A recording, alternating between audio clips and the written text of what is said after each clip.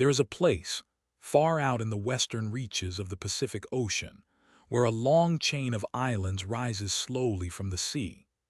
The islands are narrow and mountainous, draped in deep green forest, edged by coastlines where quiet waves arrive and dissolve against dark volcanic rock. From above, the archipelago would look like a gentle crescent, a soft curve drawn across the water, as though the sea itself had exhaled and left this shape behind. This is Japan. And its story begins not with people, not with kings or ceremonies, but with the earth itself, breathing slowly beneath the cold, deep water, pressing upward over millions of years into something solid, something permanent, something that would one day become home. The ground beneath Japan is restless in the way that very old, very patient things can be restless. Deep beneath the surface, enormous plates of rock press against one another with a kind of slow, inevitable weight. They have been doing this for longer than the mind can comfortably hold, shifting by fractions, folding and buckling, pushing stone upward into ridgelines that would eventually become the spine of a country. The mountains of Japan are young in geological terms, which means they are still sharp, still steep, still rough at their edges. They rise quickly from narrow coastal plains, and their slopes are thick with cedar and pine and bamboo,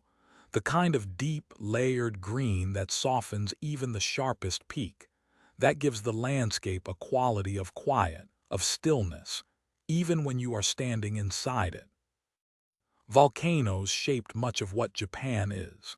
They are still present today, still breathing in their slow and ancient way.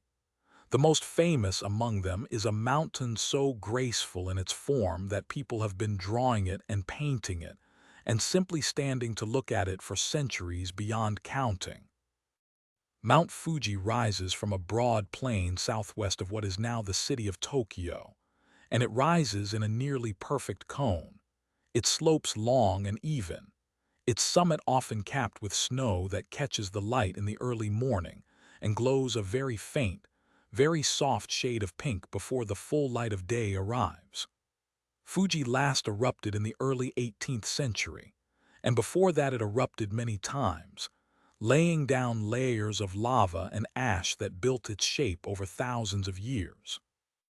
But when you look at it now, especially from a distance, across the surface of a still lake or through a break in the pine trees, it seems less like a mountain that was made by violence than like something that was placed there carefully, deliberately, as if the landscape simply required it. There are thousands of smaller volcanic peaks throughout the archipelago, and between them, the land is threaded with hot springs. These springs rise from deep within the earth, warmed by the same geological processes that built the mountains, and they emerge from the ground at temperatures that range from merely warm to almost unbearably hot. The water carries minerals from deep below, minerals that give it a slightly sulfurous smell, a faint mineral taste, and a quality that people have long believed to be healing.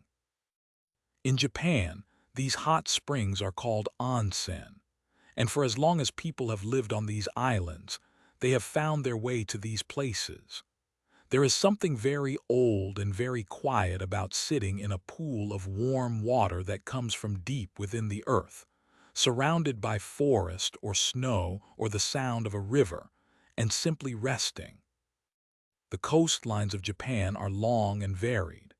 Because the archipelago is made up of four main islands: Honshu, which is the largest, and then Hokkaido to the north, Shikoku and Kyushu to the south, as well as thousands of smaller islands scattered across the surrounding seas. The total length of Japan's coastline is extraordinary. There are places where the coast is rocky and abrupt, where dark stone meets the Pacific with no ceremony, where the waves arrive with a heaviness that you can feel rather than simply hear. And there are other places where the coast is gentler, where small bays curve inward like cupped hands, where the water is calmer and the light moves differently, reflected off sand rather than stone. It is along these gentler stretches that the earliest permanent human settlements tended to gather, drawn by the sea's abundance, by the fish and shellfish that the water offered to anyone patient enough to wait for them. The sea around Japan has always been generous, in its unhurried way. The waters are rich with life because of the way that cold currents from the north and warmer currents from the south meet along the archipelago's coasts, creating conditions where fish gather in great numbers. The people who first settled these islands understood this, and the relationship between the Japanese people and the sea is one of the oldest and most continuous threads in the country's long history. Even now, in the very modern Japan of the 21st century, the sea remains central to the culture in ways that are felt rather than stated, present in the food and the language, and the quiet awareness of weather and tide that runs through daily life in coastal communities. The oldest evidence of human habitation in Japan reaches back an enormous distance in time. Archaeologists have found stone tools that suggest people were present on the islands at least 30,000 years ago, possibly longer. During the last Great Ice Age, when the world was colder and sea levels were lower, the islands of Japan were connected to the Asian mainland by land bridges, and it is likely that people moved across these connections gradually, following game animals and plant food sources, drifting into the islands over many generations without any particular awareness that they were doing something that would one day seem significant. They were simply moving through the landscape, the way people do when the landscape allows it. The sea levels rose as the Ice Age ended, slowly and over many thousands of years, and the land bridges were covered. Japan became, in the fullest geographic sense, an archipelago, a collection of islands separated from the mainland by stretches of open water. This separation would shape the culture of Japan in ways both subtle and profound for every century that followed. It created a degree of natural protection from the movements of peoples and armies that swept across the Asian continent. It gave the islands a certain quality of self-containment, of separateness, and it meant that whenever ideas or people or objects did arrive from across the water, they arrived at a pace that allowed them to be absorbed slowly, considered, adapted, made into something distinctly Japanese before being woven into the fabric of daily life. The first culture that archaeologists can identify with any clarity in Japan is called the Jomon culture, and it is very old indeed. The Jomon period is generally considered to begin around 14,000 years ago, which makes it one of the earliest known pottery-producing cultures anywhere in the world. The name Jomon means, roughly, cord-marked, and it refers to the texture pressed into clay vessels by the people who made them. A pattern of twisted cord dragged across the soft clay before it was fired, leaving an impression that is both functional and quietly beautiful. These pots are among the oldest things made by human hands that survive in any quantity, and when you look at them in a museum, there is something deeply calming about their age, about the thought that someone's hands, very long ago, shaped this clay, pressed this pattern into it, and set it to harden in a fire whose warmth has long since faded. The Jomon people lived in small communities scattered across the islands, particularly in the forested areas of Honshu.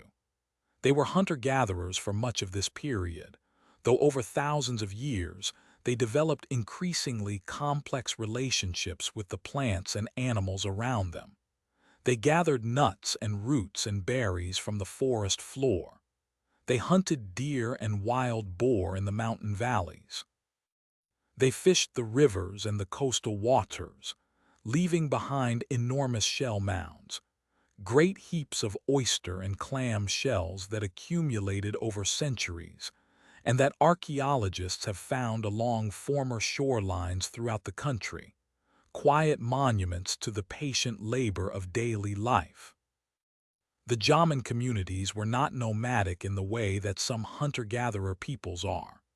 They settled in places where resources were reliably abundant, building pit dwellings, houses sunk partway into the ground, with thatched roofs that suggest a degree of permanence, of rootedness in a particular place. The ground would have been cool underfoot,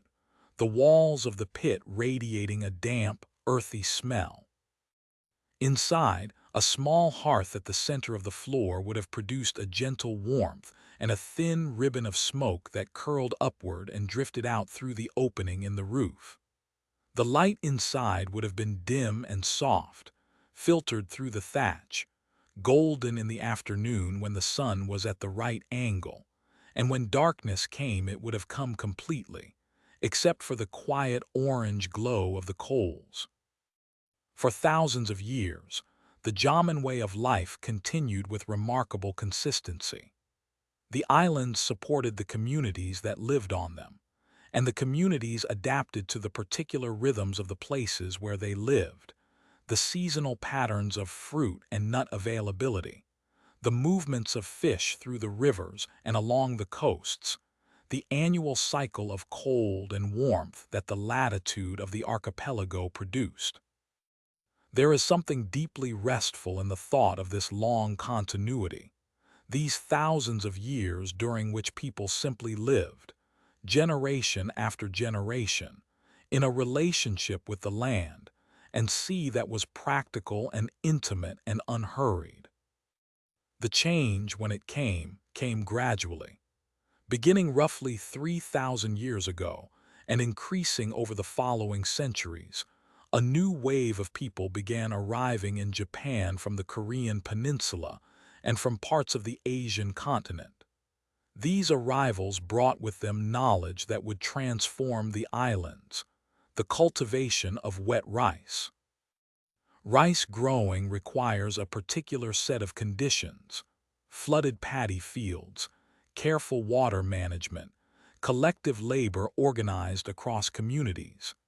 And it produces a reliable surplus of food that can support much larger populations than hunting and gathering alone. The people who brought rice cultivation to Japan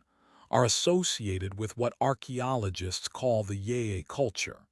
named after a neighborhood in what is now Tokyo, where distinctive pottery from this period was first found in the 19th century. The arrival of rice cultivation did not happen as a single event, and the people who brought it did not replace the Jaman inhabitants in any swift or dramatic way. The process was gradual, a slow mixing and blending over many generations, the new agricultural practices spreading from the southwest of the archipelago northward, carried by both the movement of people and the movement of knowledge.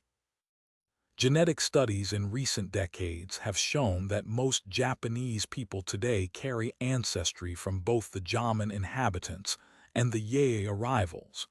which is a quiet confirmation of what the archaeology suggested, that the two populations intermingled over a long period of time, that the boundary between them was permeable and gradual rather than sharp. The Yei period, which lasted from roughly 300 BCE to 300 CE, saw the landscape of Japan begin to change in visible ways. Paddy fields were constructed in the river valleys and the coastal lowlands, transforming the flat ground into a patchwork of flooded rectangles, each one reflecting the sky. The surface of a flooded rice paddy has a particular quality of light, still and reflective, broken occasionally by the movement of wind or bird, giving the landscape a doubled quality, as though the sky exists both above and below. The rice seedlings, planted in rows by hand in the shallow water, are a very fresh, very clear green in the early growing season, and they grow slowly through the warm months until the grain heads appear and bend with weight, and the whole field takes on a warmer, more golden tone as harvest approaches. Bronze and iron were also introduced during the Yei period, and the crafting of metal objects, bells, mirrors, weapons, became part of the material culture of the islands. The large bronze bells known as dataku are particularly notable, objects of considerable size and weight that were decorated with geometric patterns and images of animals and daily life, and that were apparently used in ritual contexts, perhaps buried in the ground or placed on hillsides. Their purpose not entirely clear, but their presence suggesting a world in which ceremony and meaning had become woven into the fabric of daily life in ways that went beyond the simply practical. As communities grew larger and more settled, and as the production and control of food and resources became more organized, something that might be called political structure began to emerge. The archaeological record from the later Yei period shows evidence of social differentiation. Some burial sites are considerably more elaborate than others, with bronze mirrors and other prestigious objects placed alongside the dead, suggesting that some individuals occupied positions of particular status or authority. Settlements became more substantial, some surrounded by moats or other defensive features, which suggests both that there was something worth defending and that the relationship between neighboring communities was not always peaceful. Chinese historical records from this period, records from dynasties on the mainland that had diplomatic contact with what they called the Land of Hua, give us some of the earliest written glimpses of Japan, seen through the eyes of outsiders. These records describe a land of many small political units, often in conflict with one another, but also speak of a place called Yamatai, ruled by a queen named Himiko, who was said to have used religious or shamanistic authority to unify a collection of communities under her influence.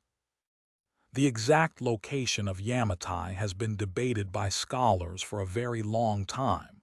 but the existence of Himiko herself is generally accepted,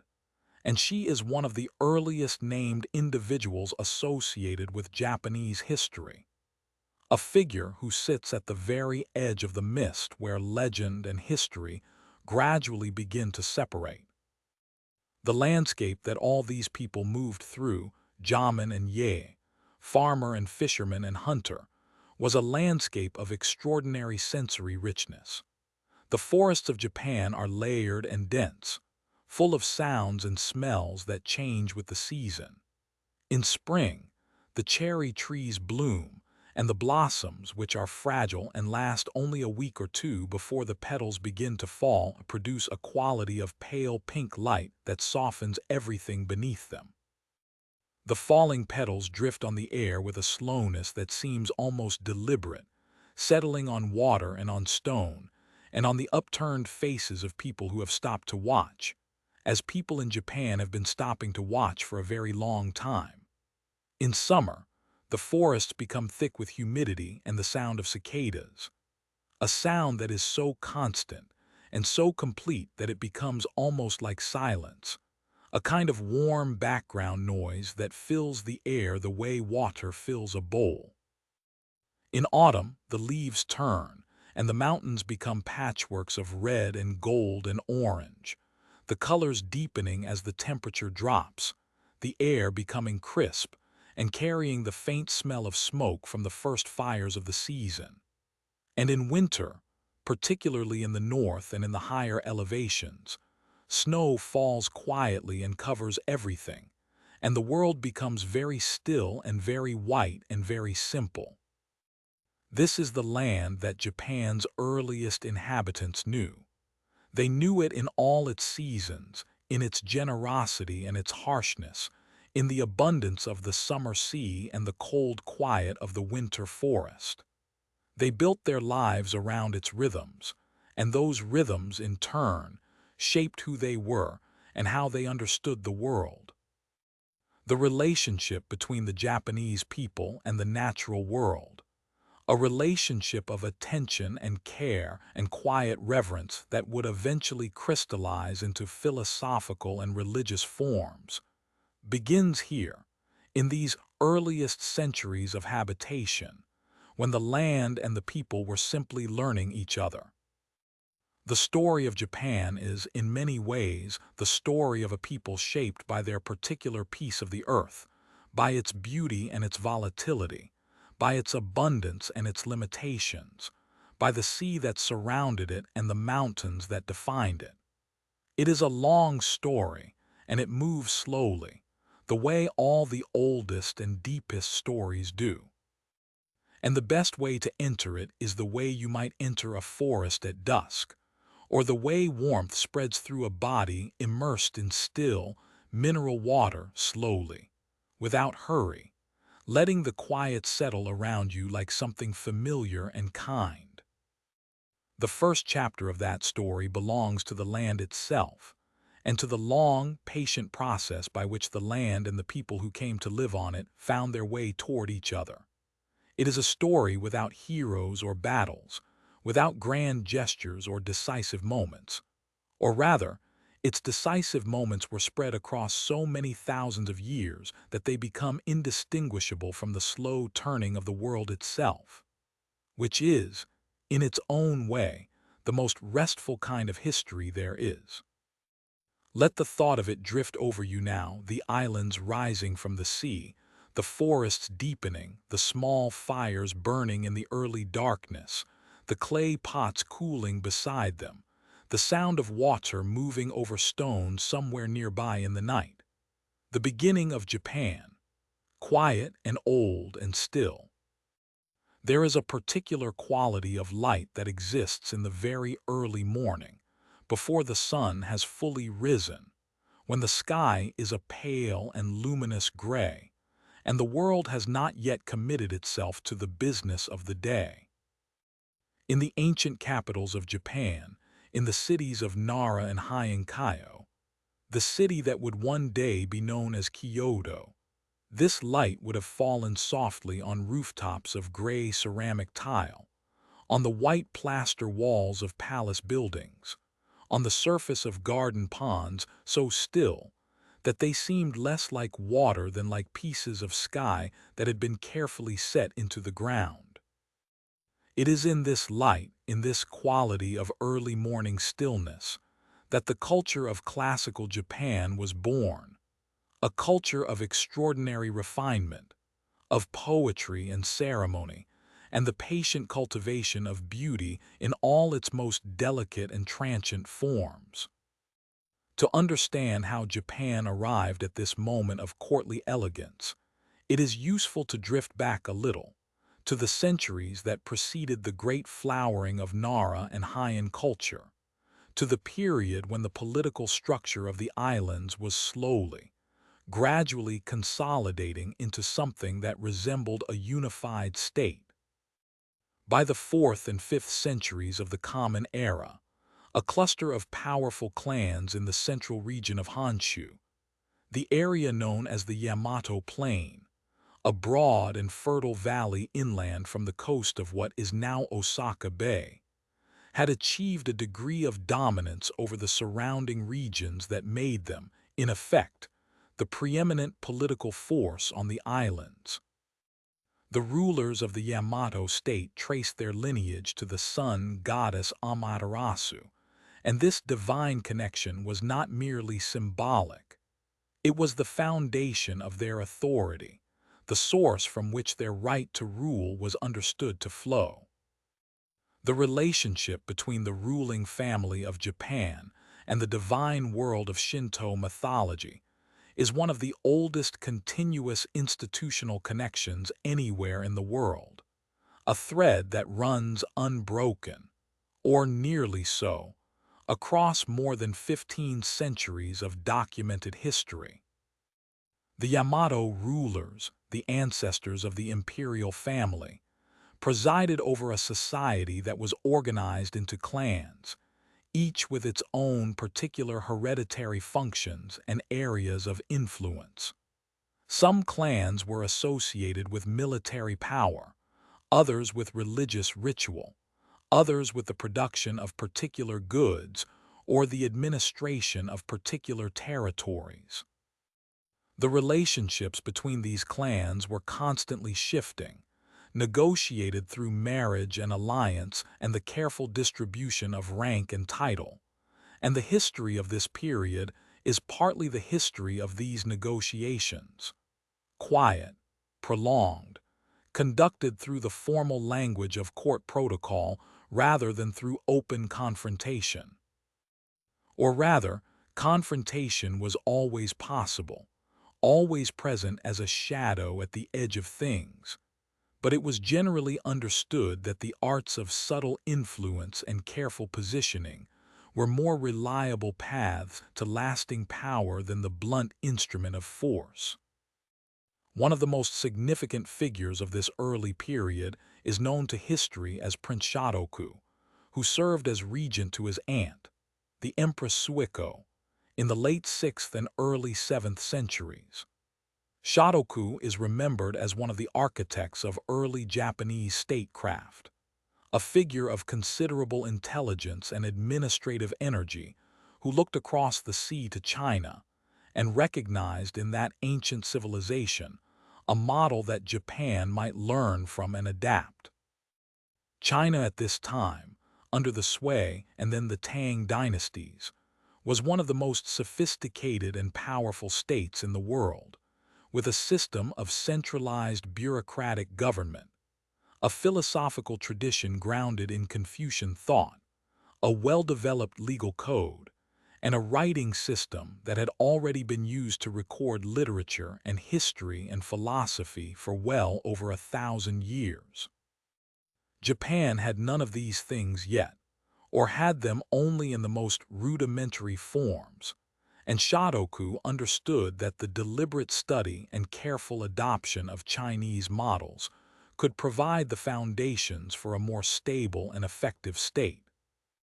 Shotoku also embraced Buddhism, which had arrived in Japan from Korea around the middle of the 6th century, carried by monks and emissaries and the objects of devotion, sutras, images of the Buddha, ritual implements that accompanied them. Buddhism offered something that the indigenous religious traditions of Japan, the collection of practices and beliefs that would eventually be formalized as Shinto, did not. A comprehensive philosophical framework, a system of ethics, and a vast body of written teaching that addressed questions about the nature of existence, the causes of suffering, and the possibility of liberation from suffering. The two traditions would coexist in Japan for centuries, sometimes in tension but more often in a kind of easy, unexamined parallel, with most people drawing on both without finding any particular contradiction in doing so, visiting Shinto shrines for the ordinary rituals of daily life and seasonal celebration,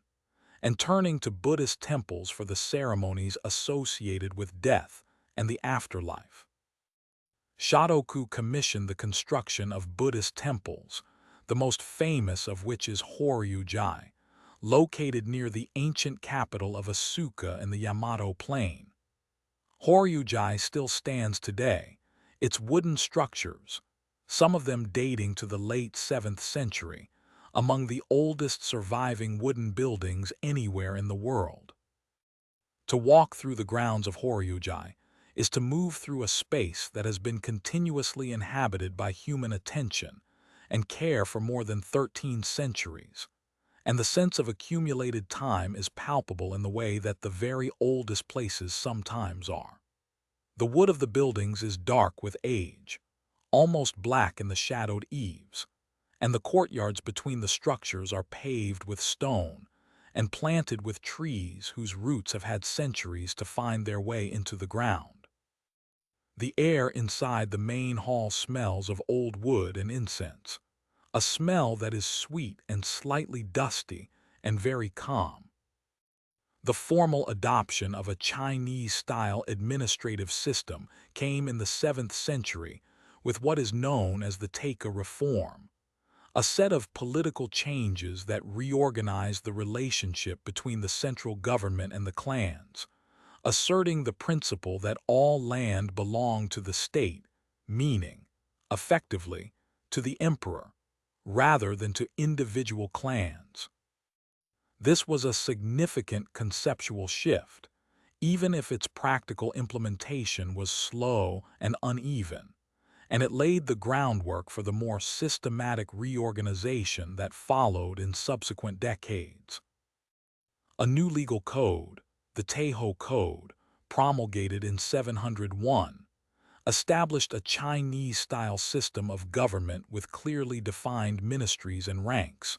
a structured hierarchy of officials, and written regulations governing everything from the conduct of court ceremonies to the administration of distant provinces. Japan was, in its deliberate and unhurried way, building the architecture of a state. The first permanent capital established under this new system was at Nara, a city built on the broad plain at the northern end of the Yamato Valley, and the Nara period, which lasted from 710 to 784, was a time of remarkable cultural productivity. The city of Nara was laid out on a grid modeled on the Tang dynasty capital of Chang'an, with broad avenues running north to south and east to west, dividing the city into orderly rectangular blocks. At the northern end of the central avenue stood the Great Palace Complex, its roofs tiled in gray and its gates painted red. And from this axis the city spread outward in both directions, its temples and government buildings and residential areas arranged according to a logic that was both practical and symbolic, the layout of the city itself expressing ideas about order and hierarchy, and the proper relationship between the human and the divine. The great temple of Tadaijai was constructed during the Nara period, and it contains one of the most quietly awe-inspiring objects in Japan, a bronze statue of the Buddha known as the Daibutsu, the Great Buddha, which at its original casting was the largest bronze statue in the world. The statue sits in a posture of meditation, its eyes cast slightly downward, its right hand raised with the palm facing outward in a gesture of protection and reassurance. The scale of it, the figure is roughly 15 meters tall, and the hall that houses it is correspondingly enormous, produces not the sense of being overwhelmed that very large things sometimes produce, but rather a sense of being settled, of being made quiet. There is something in the downward cast of those enormous eyes and the stillness of the seated posture that communicates, across the centuries and the differences of culture and belief, a quality of deep and unhurried calm. The Nara period was also the time when Japan's earliest written literature was compiled and set down. The Kojiki, completed in 712, is the oldest surviving extended narrative text in Japanese, a compilation of myths and genealogies and early historical accounts that tells the story of the creation of the islands by the gods, the descent of the imperial line from the sun goddess Amaterasu, and the early history of the Yamato rulers. It was followed 8 years later by the Nihon Shoki, a more systematic historical chronicle compiled in a more formal Chinese style, which covered much of the same mythological and early historical ground with a greater attention to dates and a somewhat drier, more administrative tone. Together, these two texts formed the foundation of the official account of Japanese origins and imperial legitimacy, and they are still read today, not as history in the modern sense, but as literature and as cultural monuments of the first importance. The greatest literary monument of the Nara period is the Manyoshu, an anthology of poetry compiled sometime in the late 8th century, containing more than 4,000 poems composed over a period of roughly a century and a half. The poems in the Manyoshu were composed by people of every social rank: emperors and empresses, court officials and military men, frontier guards far from home, and anonymous voices whose poems were preserved without any record of who wrote them. The dominant emotional registers of the collection are longing and the awareness of time passing, the two feelings, which are perhaps not so different from each other, that seem to well up most naturally in people who pay careful attention to the world around them. There are poems about the arrival of spring and the blossoming of plum trees, about the cry of deer in autumn mountains, about the sadness of separation and the strange comfort of the moon, which is the same moon seen by the absent person one loves. The language of the poems is old, old even by the standards of classical Japanese, and the world they describe is distant, but the feelings they express are entirely recognizable, as feelings always are across whatever distance of time and culture separates us from those who first gave them words.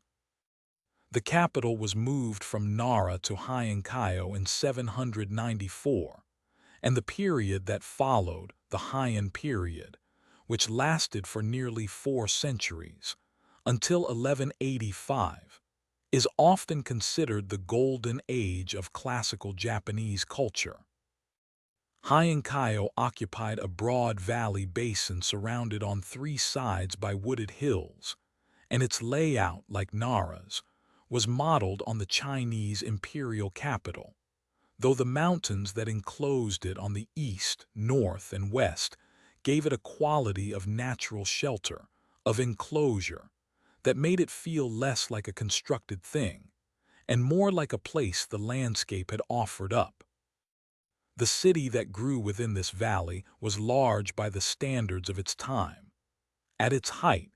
it may have housed 100,000 people or more, and it was home to the imperial court, to the great Buddhist temples and Shinto shrines that dotted the surrounding hills, and to the aristocratic families whose lives and concerns formed the center of Heian culture. The aristocracy of Heian Japan occupied a world of extraordinary elaborateness. Court life was governed by a system of ritual and protocol so detailed that virtually every aspect of daily existence, what one wore, how one moved through space, the correct form of address for a person of any given rank, the appropriate poem to compose and send in response to any given situation, was subject to established convention. To modern eyes, this degree of regulation might seem stifling, but within the Heian aristocratic imagination, it was understood quite differently. The ability to navigate the conventions of court life with ease and grace, to compose the appropriate poem at the appropriate moment with an appropriate image drawn from the season or the circumstance, was understood as a form of refinement, of cultivation, of what the Japanese called miyabi, an aesthetic quality of courtly elegance that was the highest aspiration of the Heian aristocrat. Clothing was one of the primary media through which this refinement was expressed.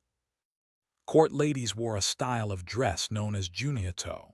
meaning literally 12-layered robe, though in practice the number of layers varied. What mattered was the effect of the layering, the way each robe was cut slightly shorter than the one beneath it so that at the wrist and collar a gradation of colors was visible, each color chosen in relation to the others according to conventions that had names and associations, combinations called plum blossom, or willow, or autumn leaves, each evoking a particular moment in the natural calendar. The weight of the full costume could be considerable. Some accounts suggest 15 or 20 kilograms, and the women who wore it moved slowly and deliberately, their bodies constrained by the layers, their movements taking on a quality of measured grace that was itself a form of aesthetic expression. The rooms of the Heian Palace and the great aristocratic mansions were divided by screens and curtains rather than walls, so that spaces could be reconfigured according to the needs of ceremony or season. Light filtered through paper screens, producing a soft, diffuse illumination that was neither bright nor dark, that gave objects and faces a quality of gentle indistinctness, as though everything existed slightly within a veil. At night, the light came from oil lamps and from the flames of charcoal braziers, and the shadows they produced were long and soft, and constantly moving with the slightest current of air. The smell of incense was everywhere. The aristocracy of Heian Japan were connoisseurs of incense, competing in their ability to blend and identify different scents, playing elaborate games in which a scent was burned, and participants were asked to name it or match it to a poem or a season. The cultivation of the senses was an end in itself, a daily and lifelong practice of attention to the most subtle and transient qualities of experience. It is within this world of layered silk and candlelight and incense, and the quiet sound of rain on a garden, that some of the most extraordinary literature in Japanese history was produced, written not in Chinese, which was the official language of scholarship and government, but in the newly developed system of writing known as kana, a syllabic script that allowed the Japanese language to be written with relative ease, and that opened literary expression to a much wider circle of writers, including, crucially, the women of the court. While men were expected to compose in Chinese for official purposes, the women of the Heian court wrote in Japanese, and it is their writing, intimate, observational, emotionally precise, that has endured as the greatest literary achievement of the period. The most celebrated of these writers is Murasaki Shikibu, a court lady who served the Empress Shoshi in the early years of the 11th century. Murasaki wrote a long prose narrative, sometimes called the world's first novel, though this claim is complicated and contested, known as the Tale of Genji, or in Japanese, Genji Monogatari. The tale follows the life and loves of a prince called Genji, the son of an emperor, as he moves through the world of the Heian court, his relationships with women providing the primary thread of the narrative. The world that Murasaki describes is entirely the world she inhabited, the palace rooms and garden paths, the ceremonies and the seasons, the complex negotiations of rank and feeling that governed every interaction, and she describes it with a precision and a tenderness that make it feel, even now, even across the distance of 1,000 years, completely present and entirely real. What is most remarkable about the tale of Genji is not its plot, which is loose and episodic, more a sequence of moods and moments than a structured story,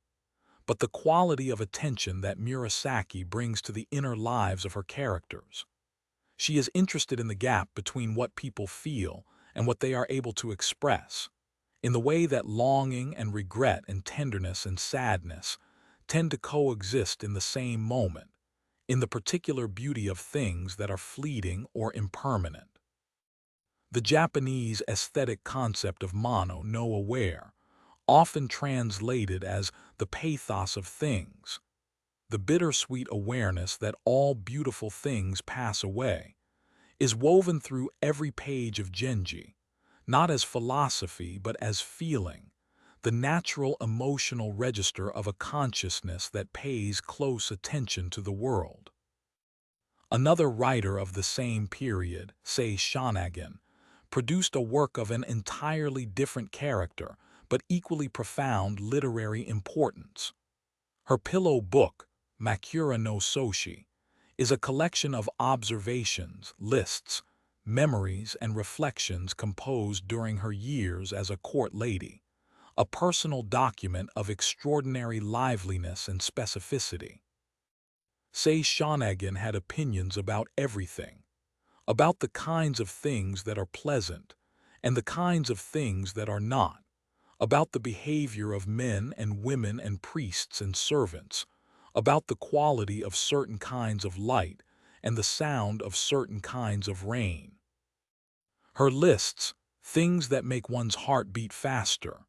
things that cannot be compared, elegant things, awkward things, have a quality of fresh immediacy that makes the world of the Heian court feel not like a distant historical artifact, but like something vivid and present,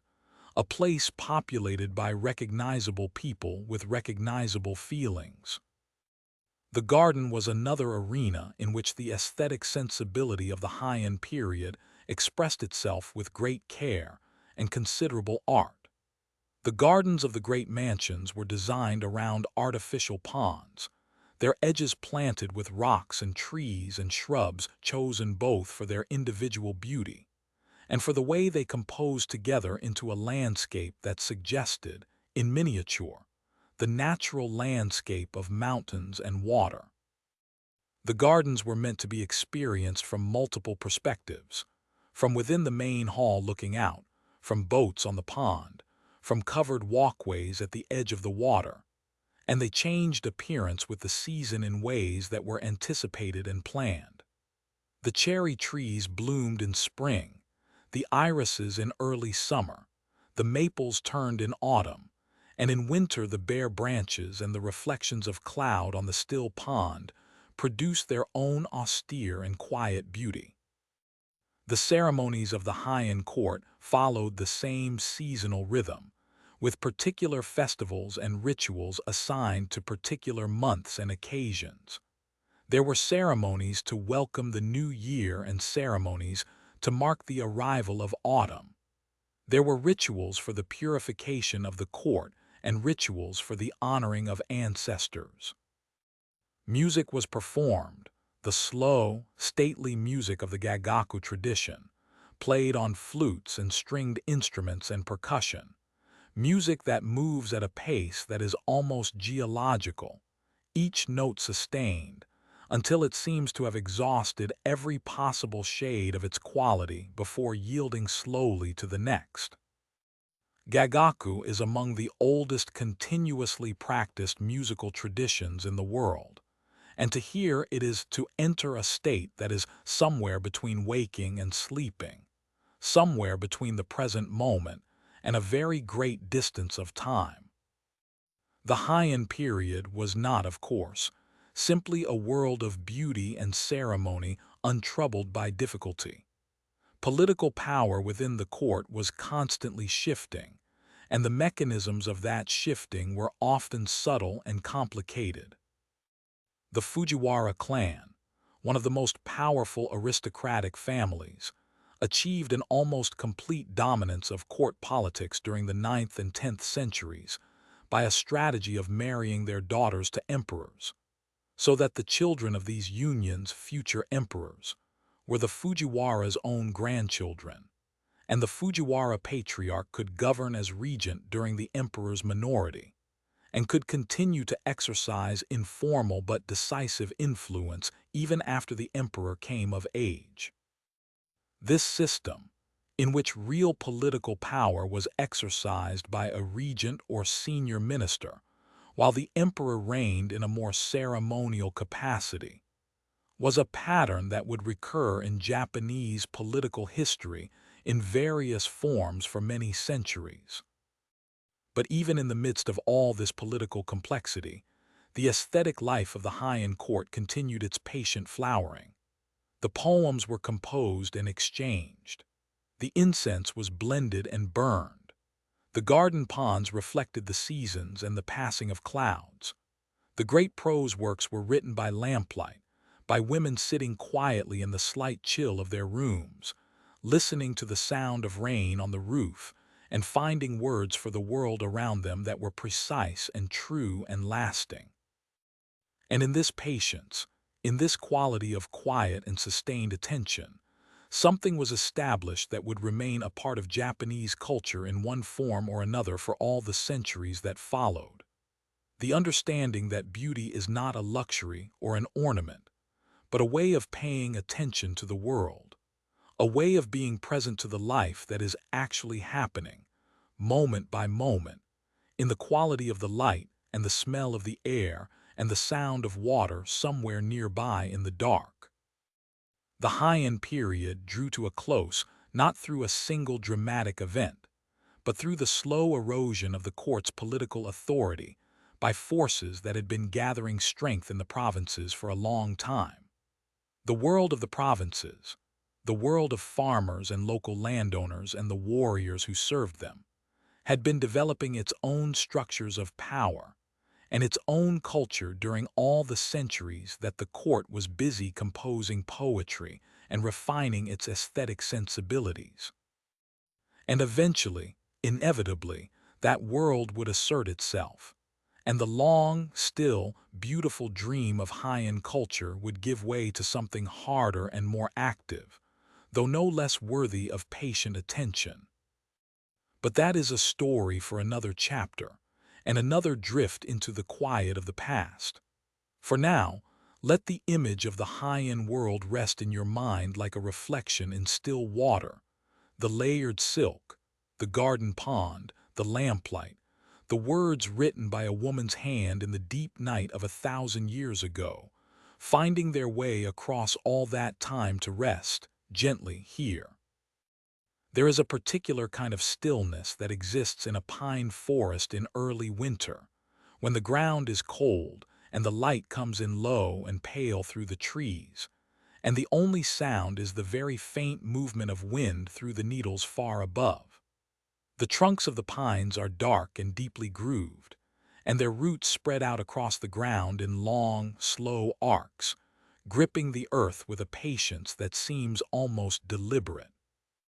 If you stood in such a forest and let your eyes go soft and unfocused, the shapes of the trees would begin to blur at their edges, and the light between them would seem to thicken slightly, and the world would become very simple, just the dark verticals of the trunks, and the pale light, and the cold, and the quiet. It is in this kind of stillness that the figure of the samurai first becomes visible to the imagination, not as the dramatic, sword-wielding figure of later legend, but as something older and quieter,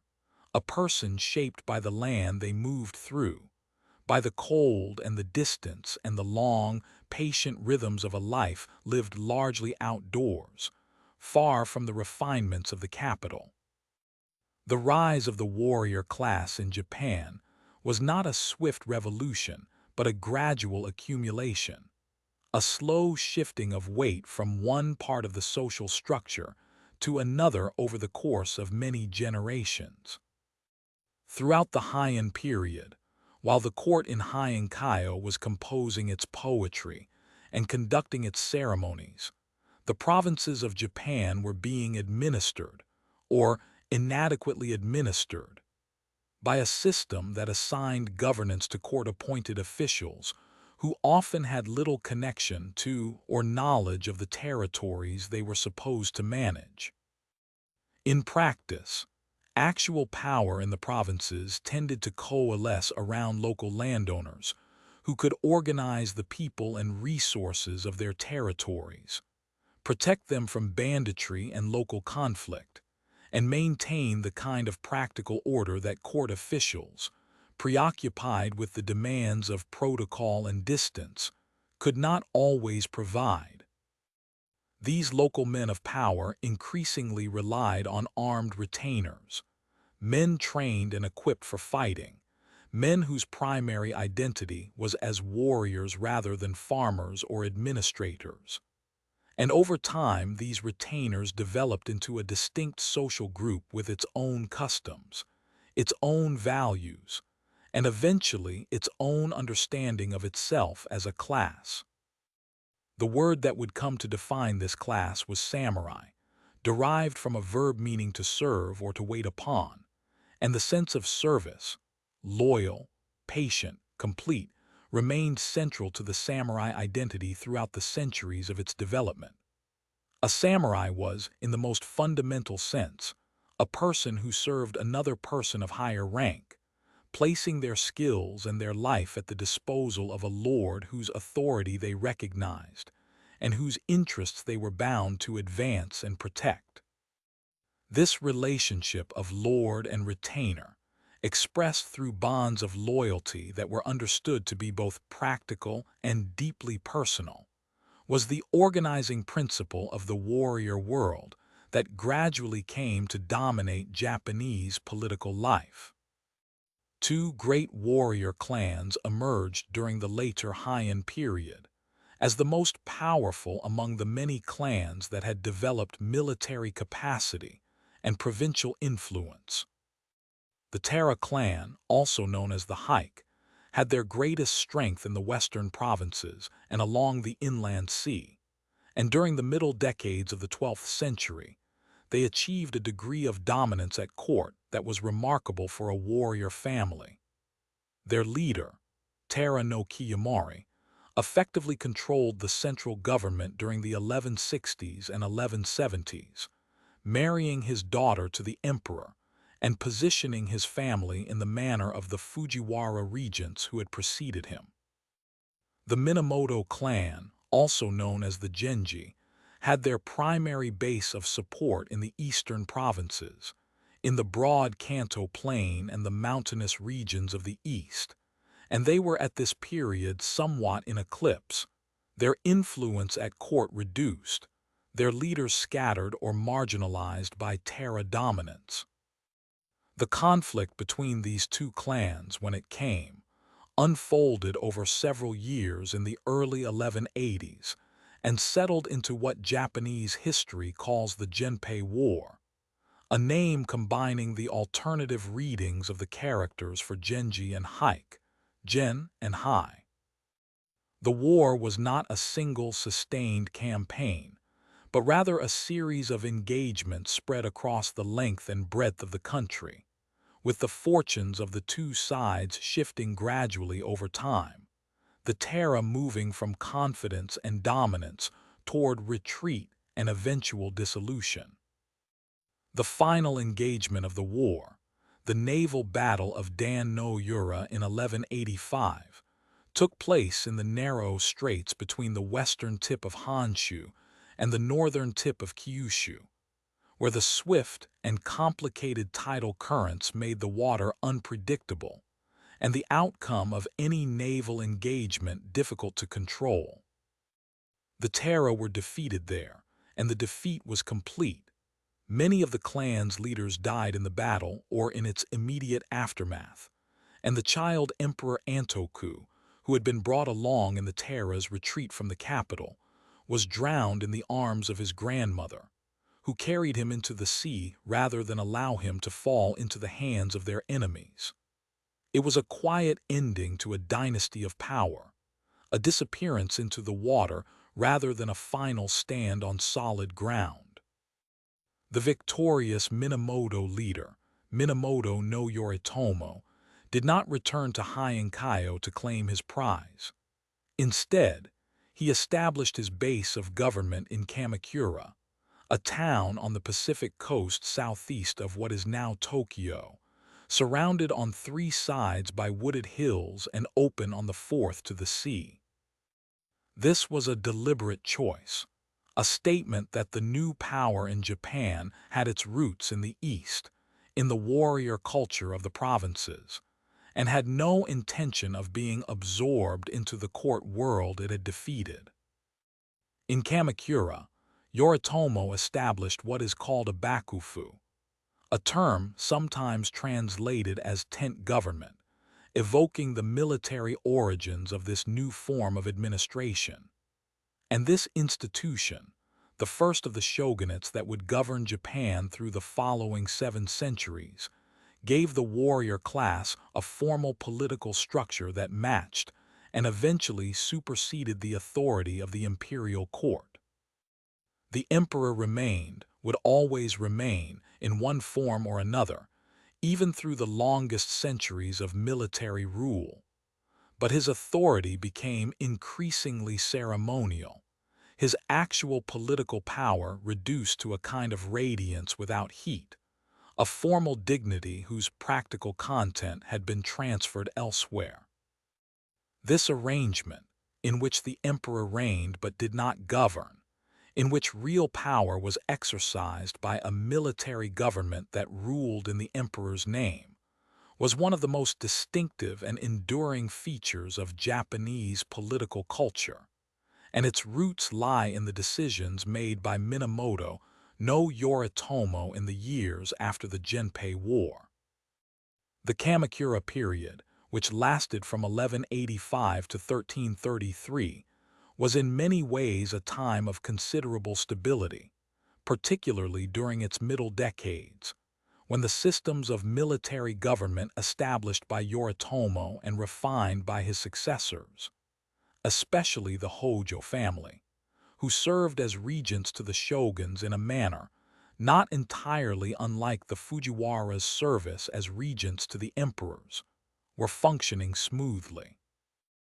The warrior culture of the period developed its own aesthetic sensibility, distinct from the refined elegance of the Heian court but no less genuine or considered. Where the Heian aesthetic had prized softness and layering and the gentle suggestion of feeling, the warrior aesthetic valued simplicity and directness, and the quality that Japanese describes as wabi, a beauty found in things that are plain, unadorned, worn by use, quietly imperfect. The tea bowl used in a simple tea ceremony, the unpolished wooden post of a gatehouse, the worn grip of a sword that has been handled many times. These objects spoke to the warrior sensibility in a way that the layered silk and incense of the court did not. Buddhism during the Kamakura period took on new forms that spoke directly to the warrior class and, increasingly, to ordinary people as well. The older forms of Buddhism that had flourished in the Nara and Heian periods were elaborate, requiring years of study and ritual expertise, and were effectively the preserve of monks and aristocrats. The new Buddhist movements of the Kamakura period offered something more accessible, more immediate. Pure Land Buddhism, which taught that rebirth in the paradise of the Buddha Amida could be achieved through sincere and repeated invocation of the Buddha's name. A practice called Nembutsu required no special learning or monastic training, only faith and the willingness to call upon the Buddha with genuine feeling. Zen Buddhism, which arrived in Japan from China during this period and found enthusiastic reception among the warrior class, taught that enlightenment could be reached not through elaborate ritual or scholarly study, but through direct, sustained practice, seated meditation, disciplined attention, the careful cultivation of present-moment awareness.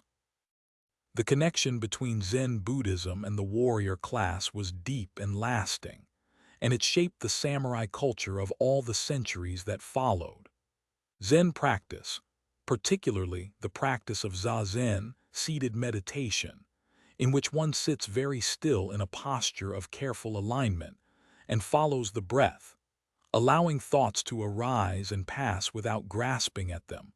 was understood by samurai practitioners as a form of training for the particular demands of a warrior's life. The ability to remain calm in the face of danger, to act with precision and without hesitation, to hold the awareness fully in the present moment, rather than allowing it to scatter into anxiety about the future or regret about the past. These qualities, cultivated through years of patient meditation practice, were understood to be as essential to a warrior's effectiveness as skill with a sword or a bow. The sword itself occupied a special place in the culture of the warrior class, one that went considerably beyond its obvious function as a weapon. The crafting of a Japanese sword was understood to be a sacred process, governed by ritual purification, and carried out with a care and attention that were spiritual as much as technical. The swordsmith worked with iron sand that was smelted in a clay furnace called a tatara, the process producing a steel of variable carbon content that the smith then folded and hammered repeatedly, working the metal into layers whose precise number and arrangement determined the final character of the blade. The finished sword, with its characteristic curve, its edge of extraordinary sharpness, its surface showing the pattern of the crystalline structure within, was understood to be not merely a tool, but an object of spiritual significance, a vessel for the qualities of the person who wielded it and the craftsman who made it. A great sword had a name. It was passed from father to son across generations. It was preserved with a care that the most ordinary functional objects rarely receive. The Kamakura period also saw the first serious external military threat that Japan had faced since the consolidation of the islands under the Yamato rulers. In the latter half of the 13th century, the Mongol Empire under Kublai Khan had extended its reach across much of Asia and was pressing outward in all directions with the patient, inexorable momentum of a very large force that has grown accustomed to expansion. Kublai Khan sent emissaries to Japan demanding submission, and when the Japanese government, under the effective control of the Hojo regent Takemune, declined to respond on terms the Mongols would accept, two invasion attempts followed.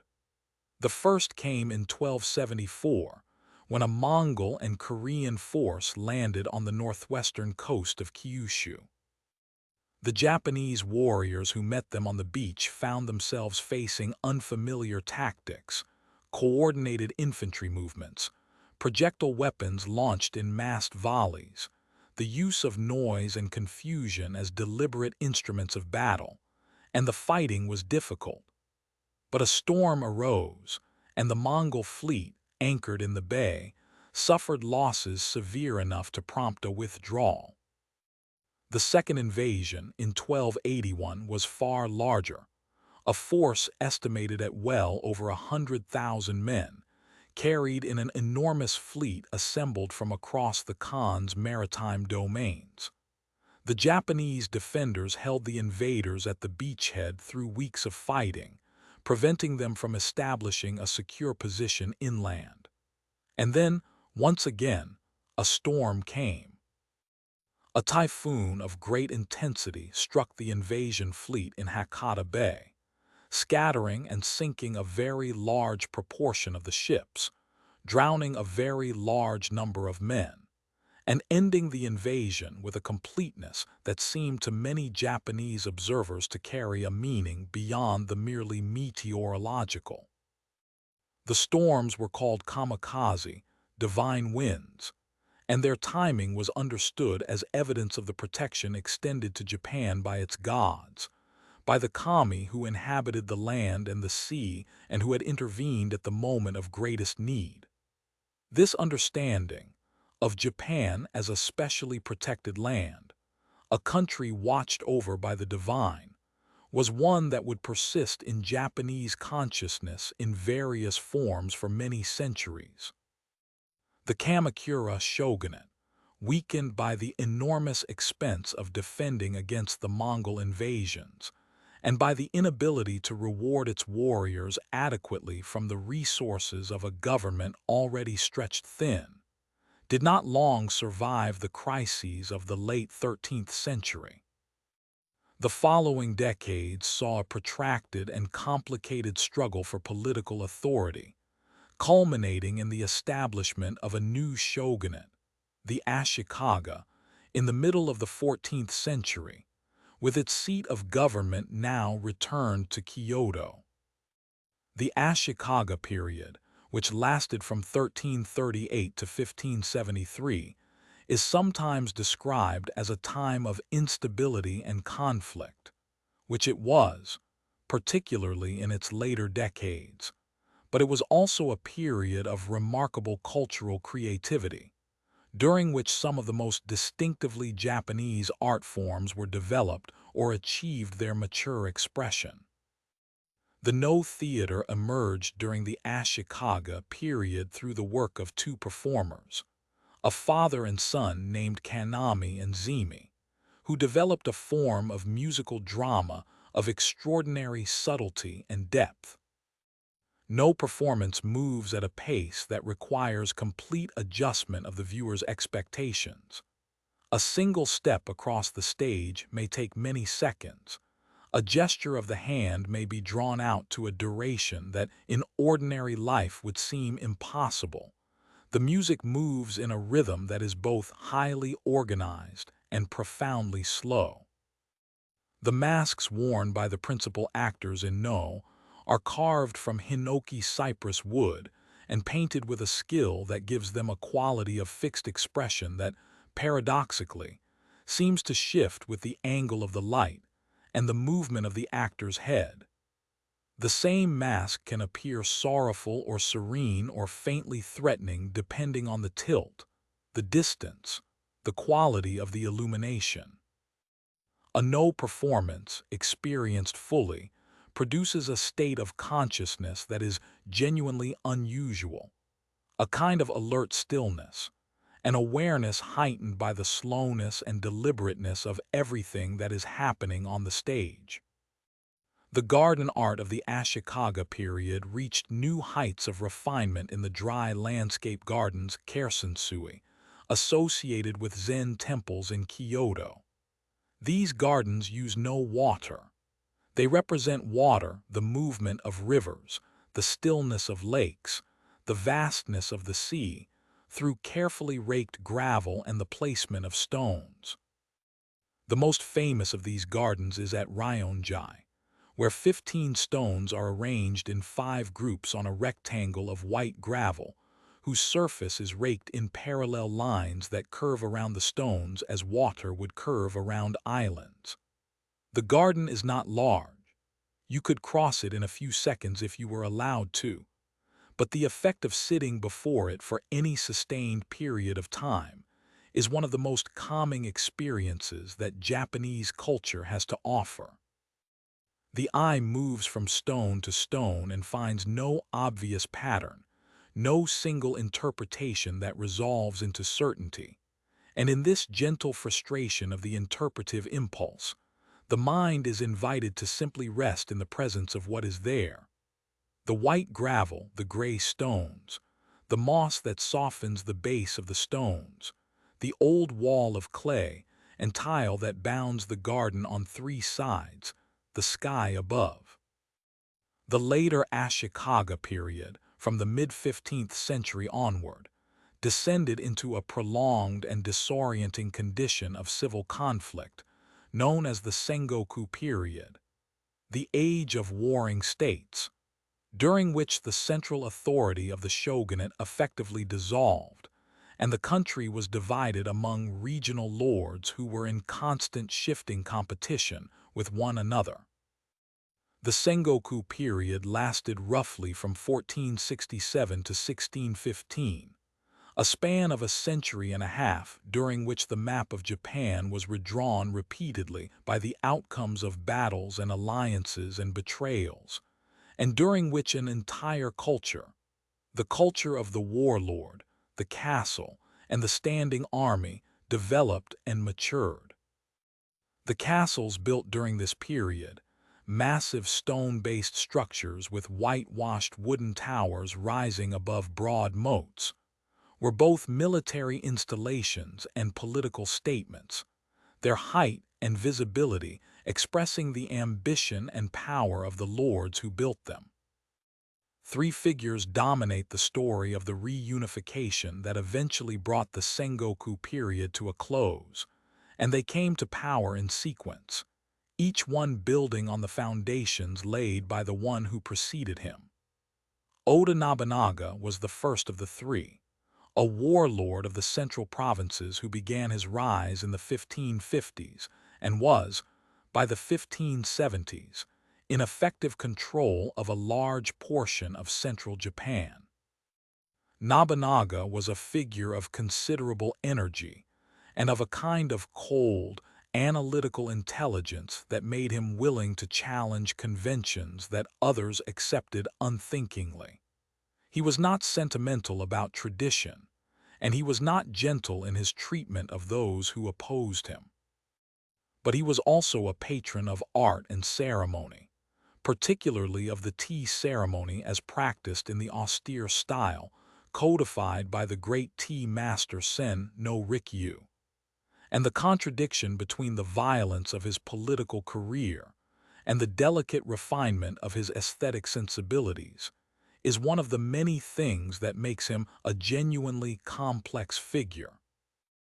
Nobunaga was killed by one of his own generals in 1582, before the work of reunification was complete, and it was left to his successor, Toyotomi Hideyoshi, to finish what he had begun. Hideyoshi's rise was itself remarkable. He had been born into a peasant family, without any of the hereditary status that normally governed access to power in the warrior world. And the fact that he rose to effective control of the entire country is a testament to the degree to which the prolonged upheaval of the Sengoku period had loosened the normal constraints of social hierarchy. Hideyoshi completed the military reunification of Japan by the early 1590s, and then, in what seems in retrospect a strange and melancholy overreach, launched two invasions of Korea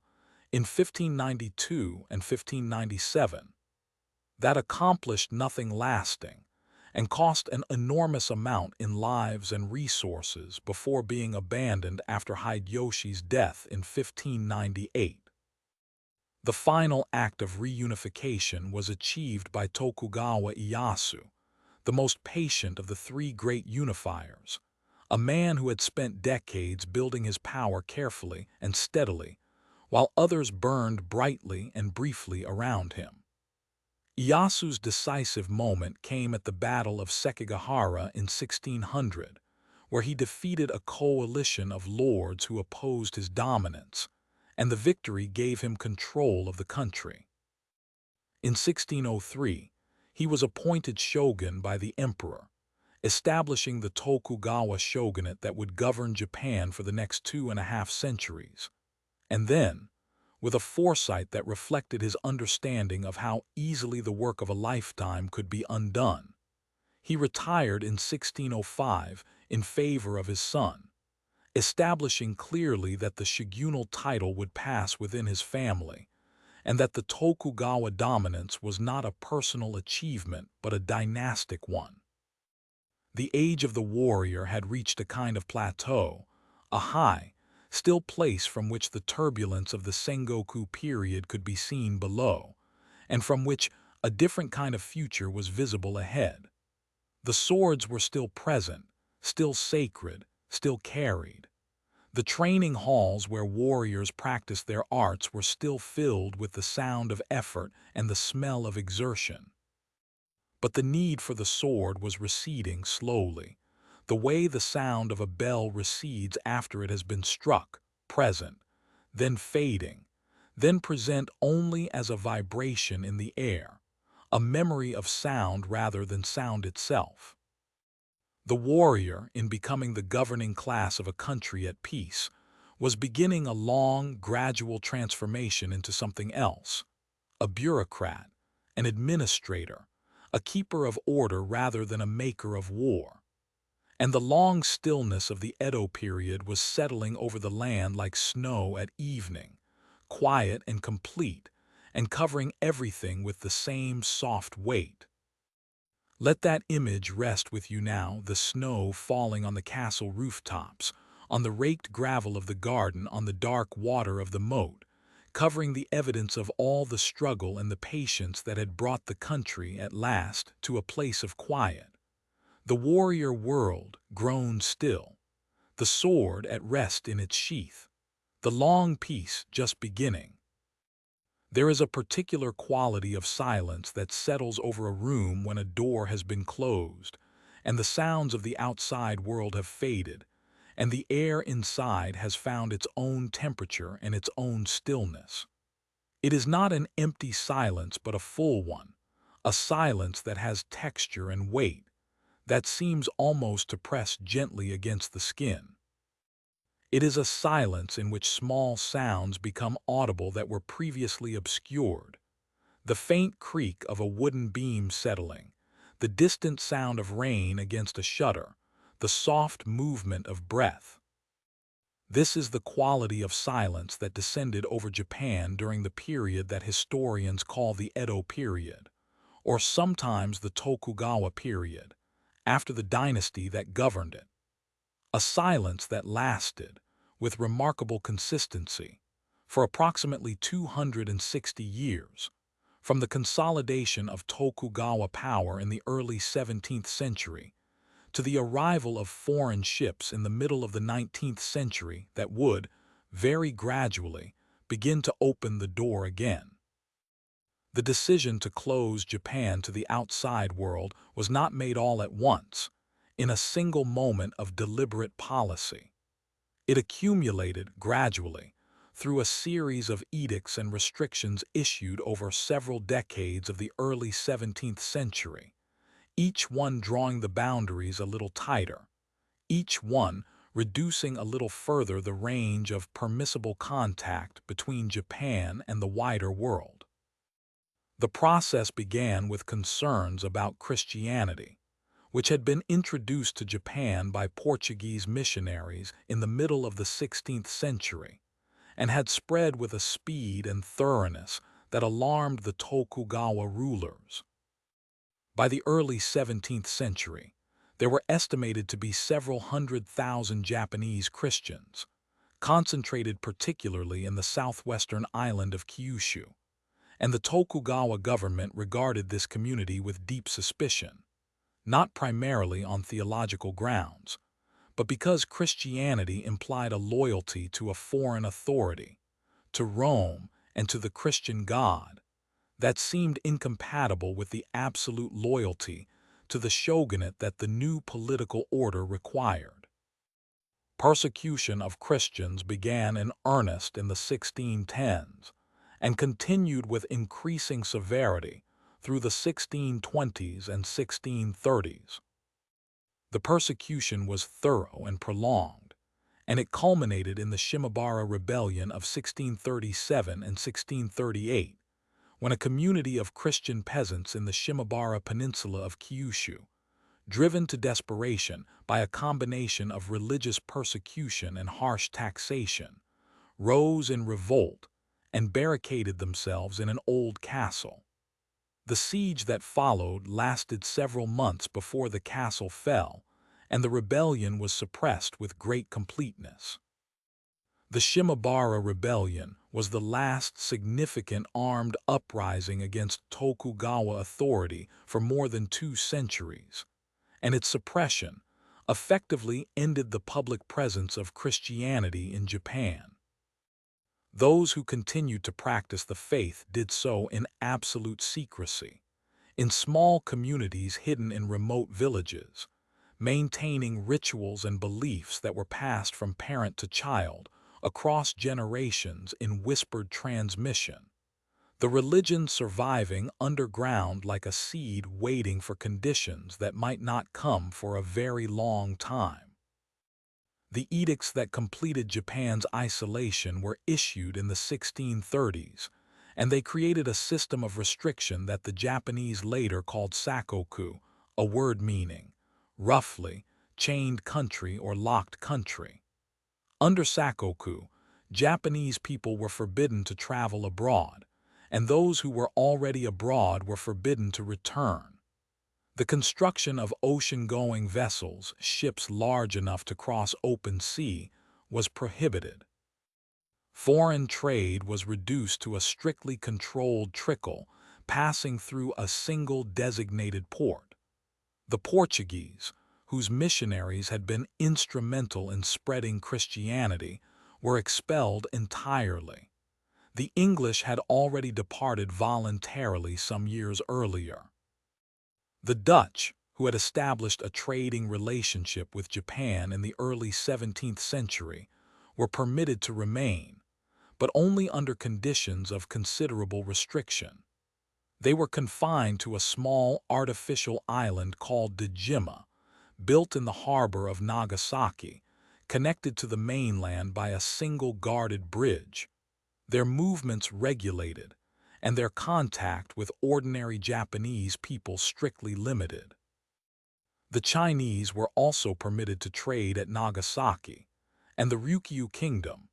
the chain of islands stretching between the southern tip of Kyushu and the northern tip of Taiwan, which had its own ancient and distinctive culture, maintained relations with both Japan and China under arrangements that allowed a certain carefully managed flow of goods and information.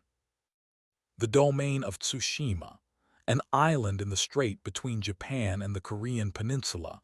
maintained a special relationship with Korea that allowed limited diplomatic and commercial exchange. So Japan was not, in the absolute sense, hermetically sealed from the rest of the world. Information came in, goods came in, and a very small number of ideas made their way through the narrow channel of Nagasaki and spread, slowly and quietly, among those Japanese scholars who were interested enough to seek them out. But the flow was reduced to something like the flow of water through a very fine filter. Much was held back, and what passed through was transformed by the passage.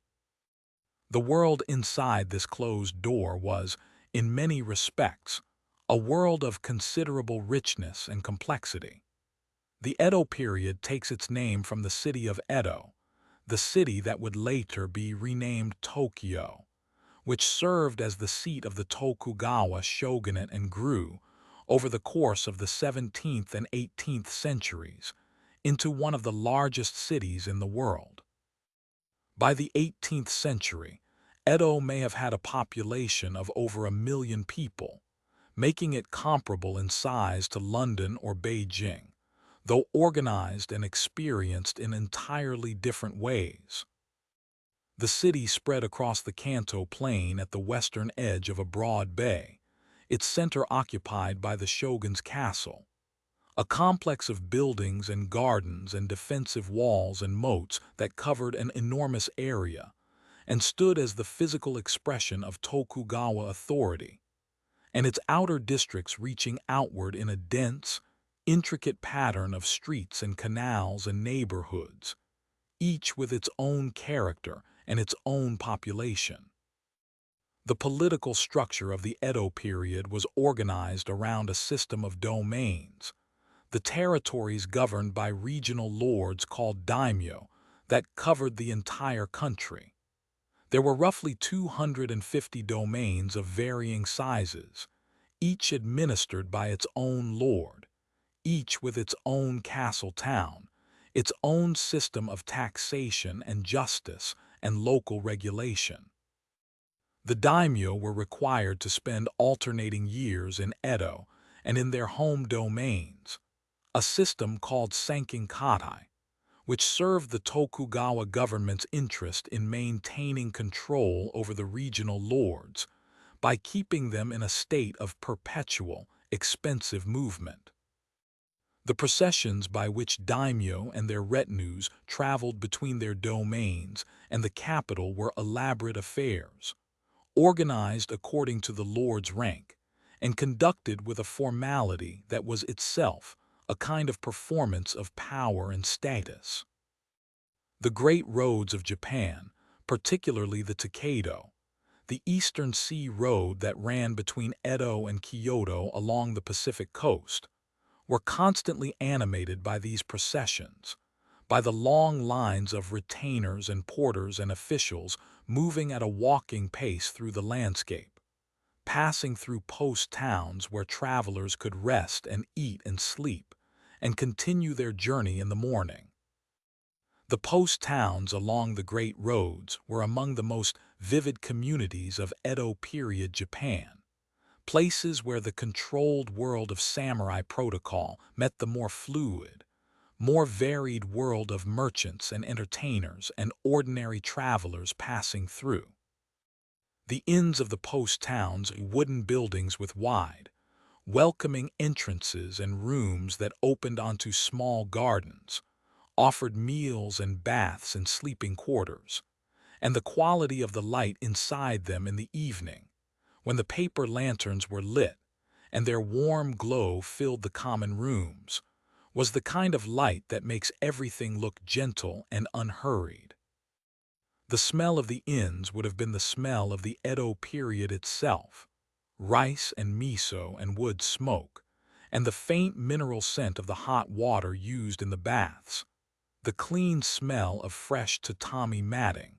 and underneath everything the particular cool, dry smell of old wood that is the smell of all the oldest buildings in Japan.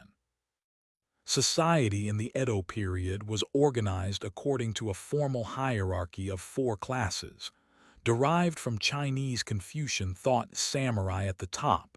then farmers, then artisans, then merchants. Below these four official classes existed other categories of people whose status was complicated and whose lives were often difficult. Above all of them, in a separate category, were the emperor and the court nobility in Kyoto, who retained their ceremonial importance while exercising essentially no political power. The hierarchy was rigid in theory and considerably more permeable in practice, as rigid hierarchies tend to be when they are maintained over very long periods of time. Merchants, officially at the bottom of the respectable social order because they were understood to create no value but merely to move goods from one place to another, were in fact often the most economically powerful people in the cities,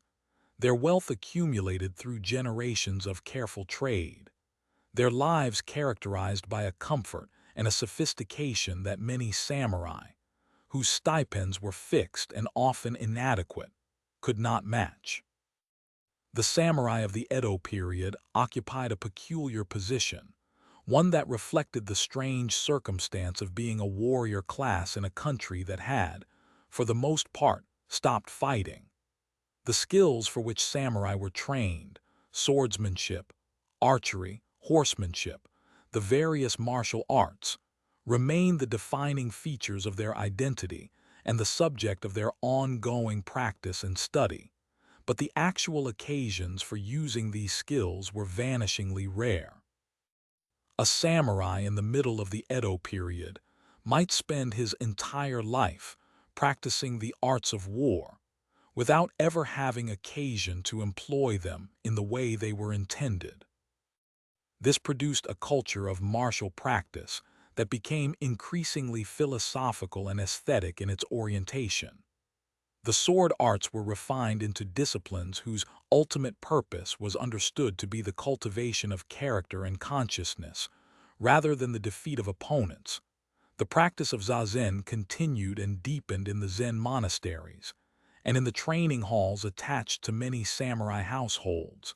and the concept of Bushido, the way of the warrior, a code of conduct emphasizing loyalty, self-discipline, honor, and the acceptance of death,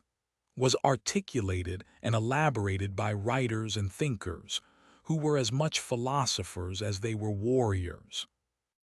The cities of the Edo period, Edo, Osaka, Kyoto, and dozens of smaller castle towns throughout the country, developed a commercial and cultural life of great vitality. The merchant class, despite its low official status, was the primary engine of this culture,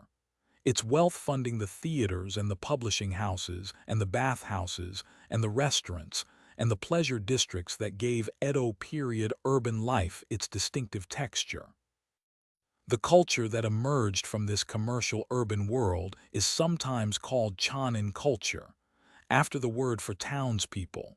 and it was characterized by a particular sensibility, lively, pragmatic, appreciative of wit and style, interested in the pleasures of daily life rather than in the refinements of aristocratic tradition or the austerity of the warrior code. The theater was one of the great institutions of Edo period popular culture. Kabuki, a form of musical theater that had evolved from its origins in the early 17th century into a highly developed art with elaborate staging, spectacular costumes, and a repertoire of plays that ranged from historical dramas to domestic tragedies, was performed in large theaters in the major cities to audiences that included people of every social class, sitting together in a space that was both formal and festive. The great kabuki actors of the Edo period were among the most famous people in the country, their likenesses reproduced in woodblock prints that circulated widely, their characteristic poses, the mai, in which an actor freezes in an attitude of heightened intensity at a climactic moment, eyes crossed, body held in a dramatic diagonal, recognized and appreciated by audiences who had seen them many times and found pleasure in the recognition itself, in the satisfaction of seeing a beloved convention executed with mastery. The woodblock print, the ukiyo-e, meaning pictures of the floating world, was among the most characteristic and widespread art forms of the Edo period, a medium perfectly suited to the commercial culture of the time. Woodblock prints were produced in large editions, affordable to people of ordinary means, and they circulated through the cities in vast quantities, depicting the famous actors and wrestlers and courtesans who were the celebrities of the age, the landscapes of the great roads and the famous scenic spots of the country, scenes of everyday life in all its variety and texture. The technical quality of the finest ukiyo-e is extraordinary. The registration of multiple blocks, each carrying a different color, required a precision that, when achieved, produced images of luminous clarity, the colors clean and flat and perfectly bounded, the lines crisp and defining without being harsh. The great landscape artists of the ukiyo-e tradition, Hiroshige and Hokusai, whose work would eventually travel beyond Japan and profoundly influence European painting, produced images of the Japanese landscape and of the people who moved through it that have a quality of quiet attentiveness, of patient looking, that feels deeply characteristic of the Edo period sensibility.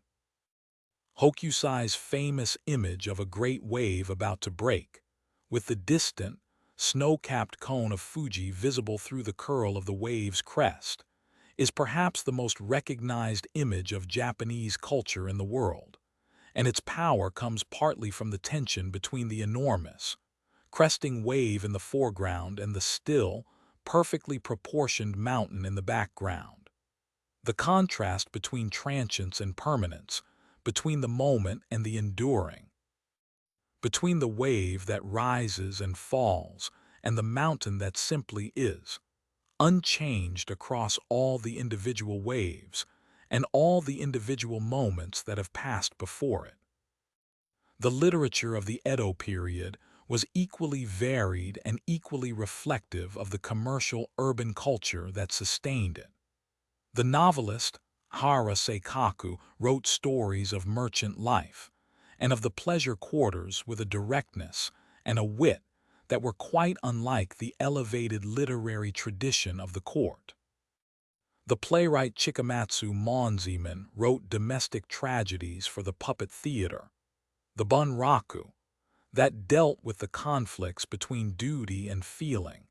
between the obligations imposed by social convention and the desires of the individual heart,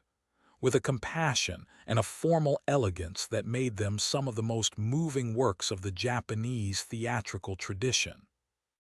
The haiku poets, and above all Matsuo Basho,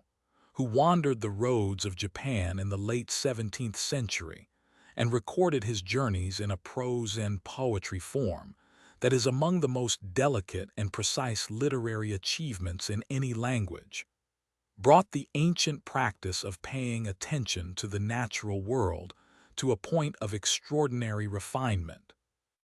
Basho's haiku, those 17-syllable poems of pure observation, each one attempting to catch a single moment of perception in its full specificity and resonance, rest on the understanding that the ordinary world, attended to with sufficient patience and clarity, contains depths of meaning that no elaboration or explanation can adequately convey. A frog leaping into an old pond, the sound of the splash in the silence, the moment of the jump and the moment of the sound and the silence before and after, all of this condensed into 17 syllables that open outward, like a door onto a very large and very quiet space. To read Basho slowly, which is the only way to read him, is to practice a form of attention that the Edo period cultivated with great care and over a very long time. The natural world was always present at the edges of Edo period urban life, even in the largest and most densely populated cities. The Japanese calendar was organized around the seasonal cycle with great precision and great feeling. The first plum blossoms of late winter, the cherry blossoms of spring, the fireflies of early summer, the moon of midsummer, the autumn foliage, the first snow of winter, each marking a moment in the turning of the year that was observed and celebrated with appropriate ceremony. City dwellers who rarely saw mountains or forests would make seasonal pilgrimages to parks and gardens, where the cherry blossoms could be viewed, spreading mats beneath the trees, eating and drinking quietly in the falling petals, the soft pink light filtering through the blossoms overhead. The practice of hanami, flower viewing, had roots in the aristocratic culture of the Heian period, but in the Edo period it became something genuinely popular, a pleasure available to everyone, the democratic enjoyment of the most democratic of natural phenomena, the blossoming of trees that care nothing for rank or wealth or the official social hierarchy. The bathhouse was another institution of democratic pleasure in the Edo period city. Public bathhouses, sento, were neighborhood institutions where people of every social level came together in the warm water, stripped of the clothing that signaled rank and occupation, simply people in warm water at the end of the day. The bathhouse was a place of quiet sociability, of the easy conversation that warm water and physical relaxation produce, of the particular contentment of a body that has been cold and is now warm, dirty, and is now clean. The ritual of the bath, the careful washing before entering the communal water, the slow immersion, the long, still soaking, was understood as more than mere hygiene. It was a daily ceremony of renewal, a small, reliable pleasure in a life that might contain many difficulties and few luxuries. 260 years is a very long time,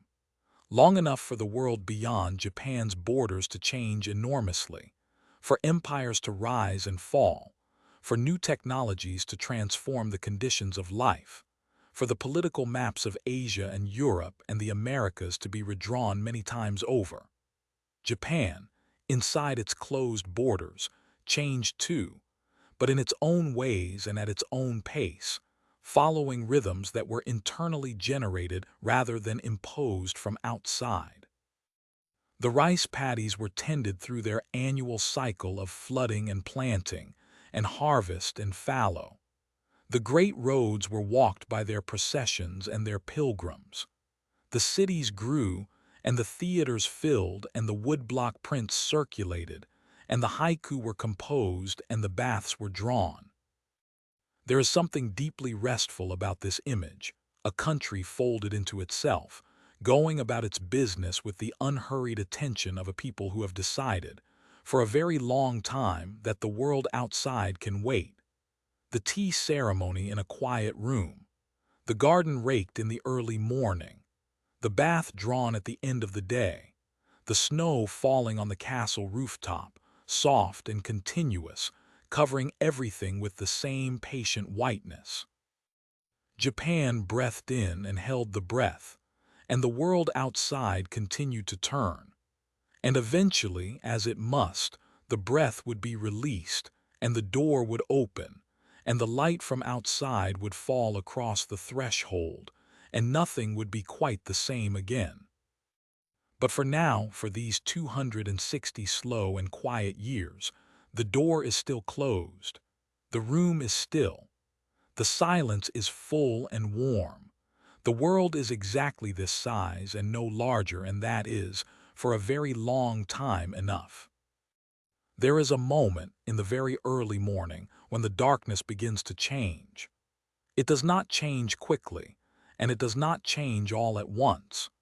It changes the way that very deep and settled things change. From the inside, gradually, the darkness becoming less absolute,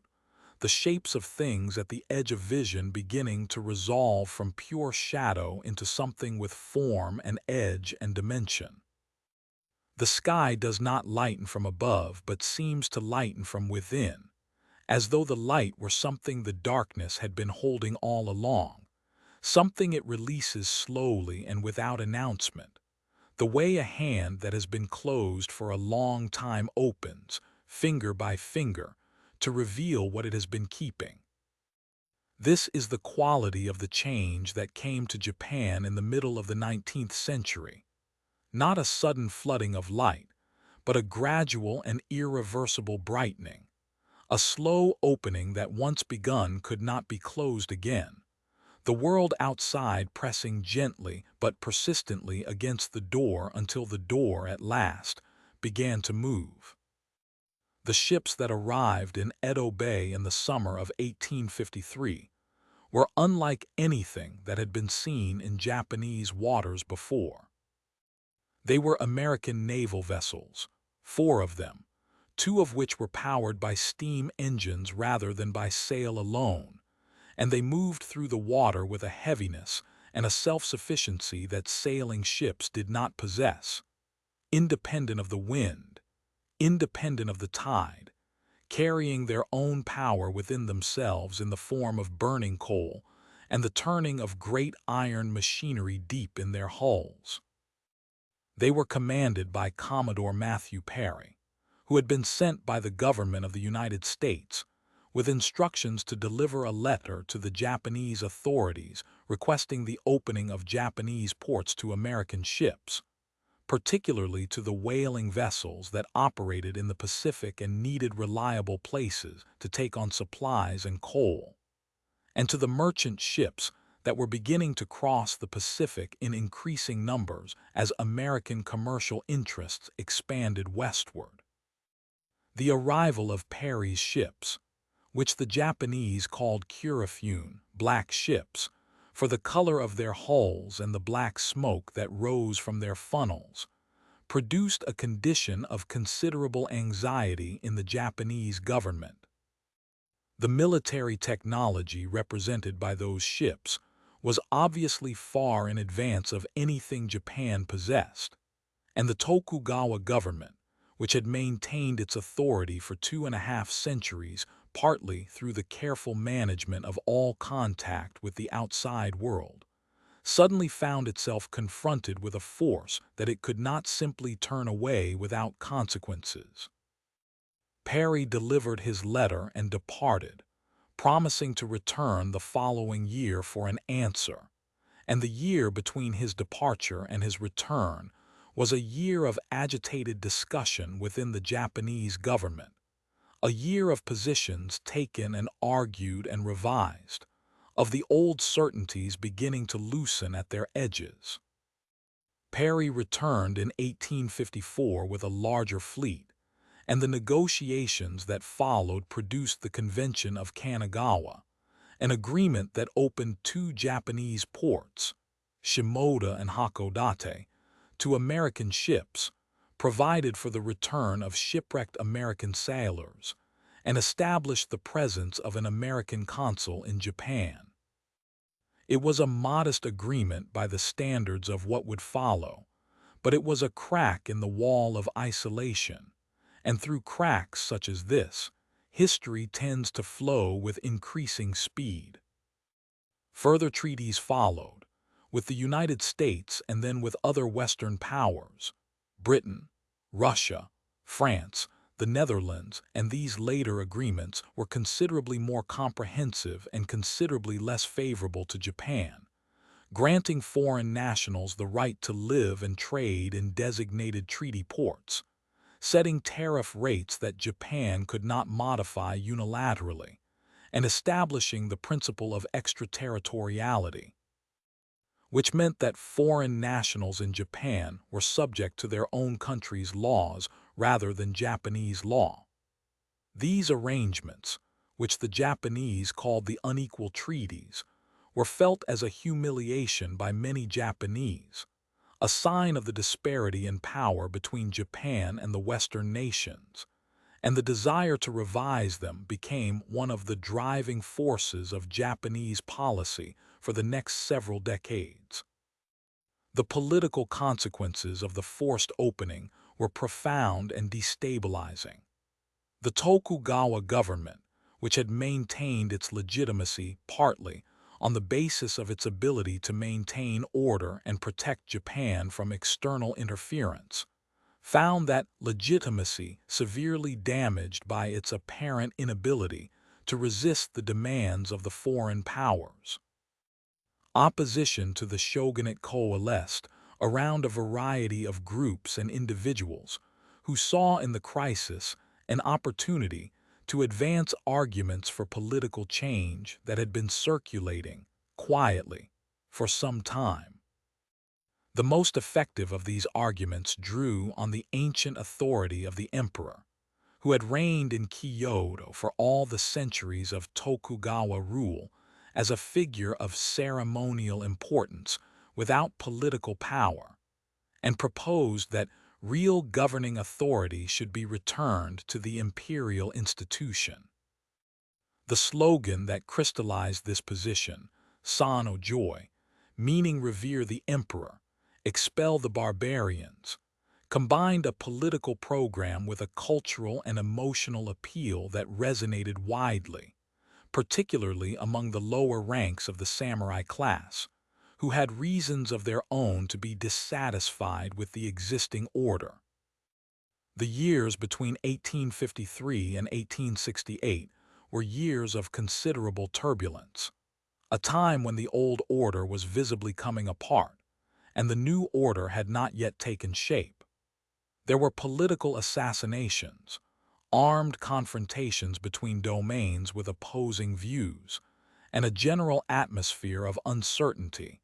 that was deeply uncomfortable for a society that had spent 2.5 centuries in the careful cultivation of stability. The Tokugawa shogunate made attempts to adapt and reform,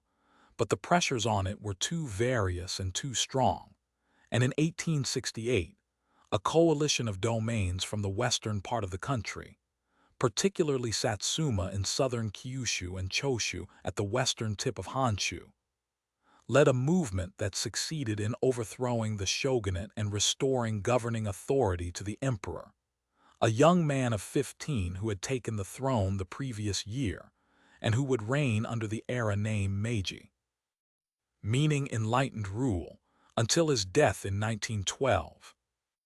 The Meiji Restoration, as this transformation is called,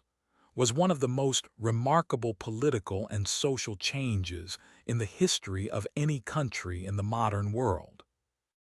In the space of a few decades, Japan transformed itself from a country organized along feudal lines,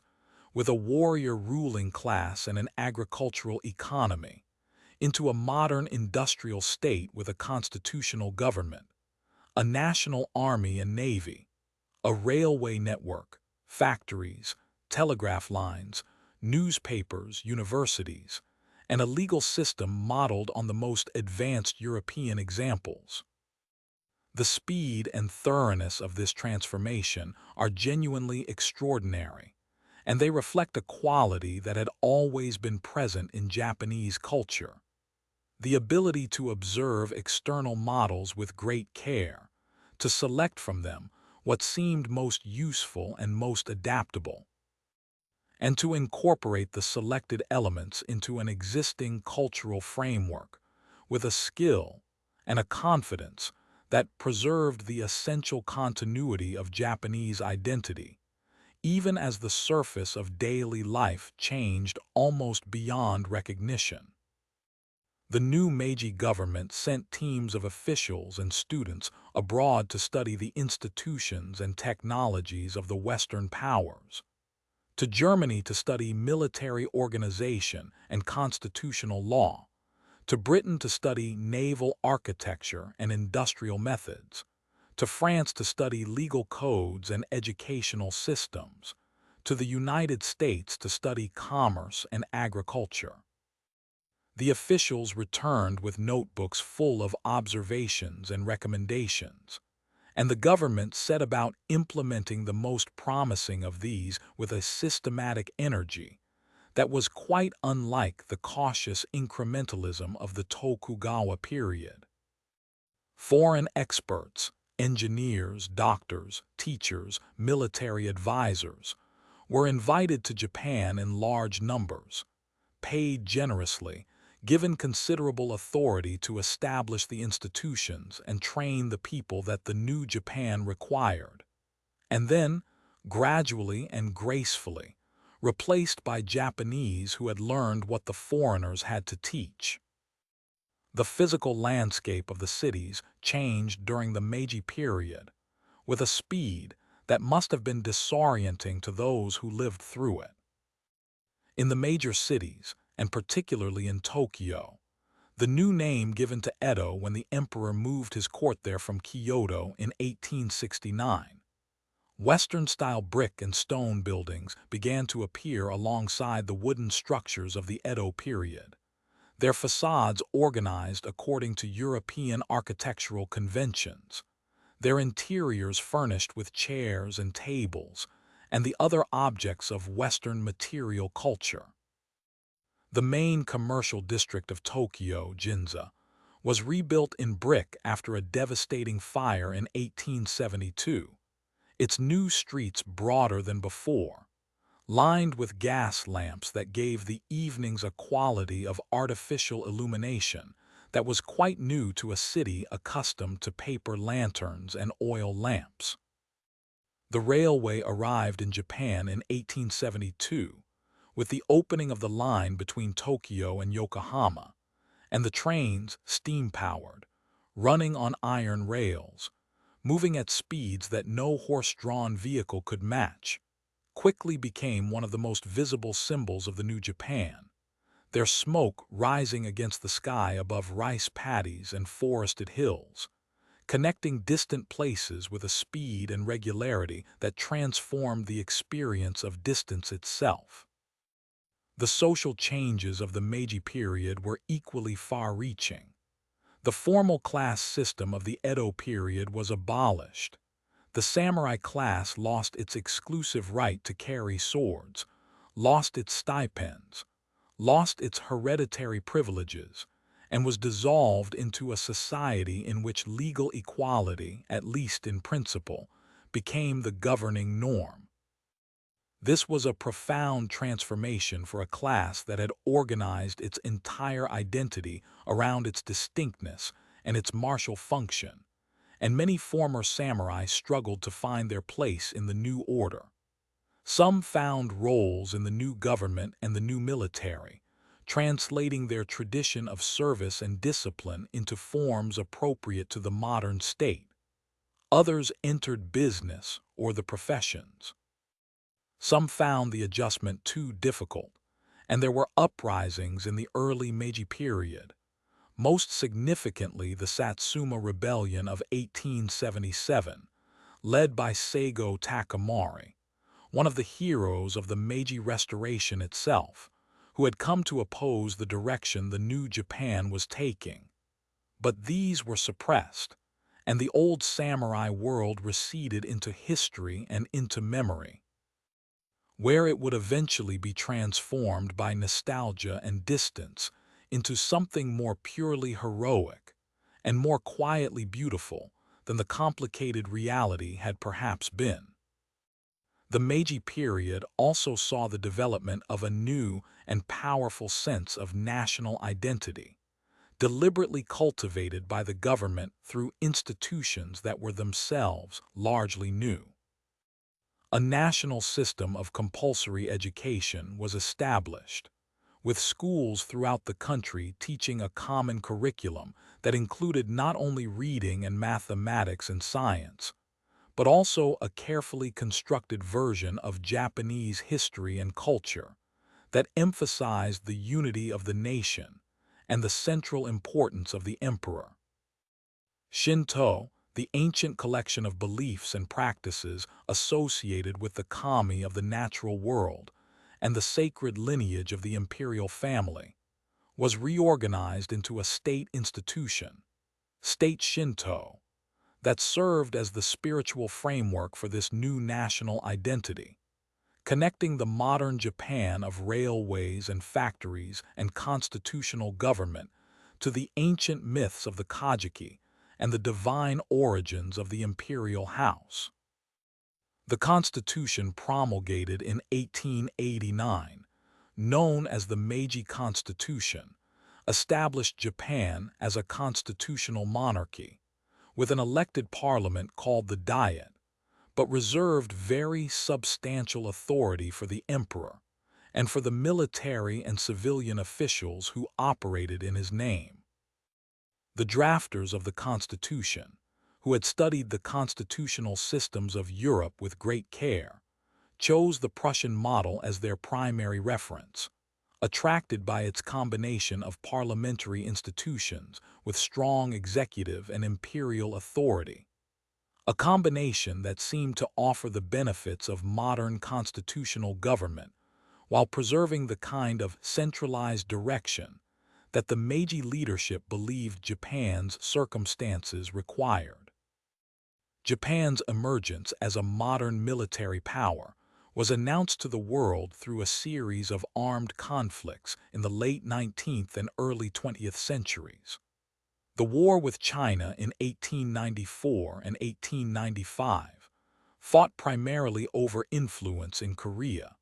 resulted in a Japanese victory that was decisive enough to surprise observers outside the region who had not been closely following Japan's military modernization. The treaty that ended the war gave Japan Taiwan and the Pescadores Islands and a large indemnity, establishing Japan as a colonial power and signaling to the Western nations that a new kind of force had emerged in East Asia. The war with Russia in 1904 and 1905 was an even greater demonstration of Japan's new military capacity. Russia was a European great power, one of the largest states in the world, with a navy of considerable size and a military reputation that stretched back centuries. And the Japanese victory in the land battles of Manchuria and the almost total destruction of the Russian Baltic Fleet at the naval battle of Tsushima in 1905 produced a response of genuine astonishment in the Western world. Japan had become, unmistakably, a major power. The decades that followed the Meiji period, the Taisho era from 1912 to 1926, and the early Showa era under Emperor Hirohito from 1926 onward, were years of increasing complexity and, eventually, of very great difficulty. The 1920s brought a degree of cultural and political liberalization, often called Taisho democracy, in which political parties competed for power with more genuine energy than before. Labor unions organized and workers began to assert their interests, and urban culture absorbed the currents of international modernism, jazz and cinema, and new fashions and new ideas circulating through the cities with a freedom and a liveliness that was quite new. Western classical music was performed in concert halls in Tokyo and Osaka. Modern novels were written and read widely. Young women in Western dress walked the streets of Ginza, and their presence, independent, fashionable, visibly modern, was both celebrated and anxiously debated in the newspapers and magazines that had become one of the primary media of public life. The Great Kanto earthquake of 1923 struck this world with a force that was geological and absolute. The earthquake, which measured approximately 7.9 on what would become the Richter scale, struck the Tokyo-Yokohama region at midday on the 1st of September, when cooking fires were lit in thousands of wooden homes, and the wooden city was at its most vulnerable to fire. The earthquake itself caused enormous damage, but it was the fires that followed spreading through the closely packed wooden buildings of Tokyo and Yokohama with a speed and thoroughness that firefighting efforts could not match, that caused the greatest destruction. Much of Tokyo was destroyed, and the reconstruction that followed was itself a kind of second Meiji restoration, rebuilding the city on a larger scale and with more modern materials, laying out broader streets that would serve, incidentally, as fire breaks against future conflagrations. The city that emerged from the reconstruction was different from the one that had stood before, more modern,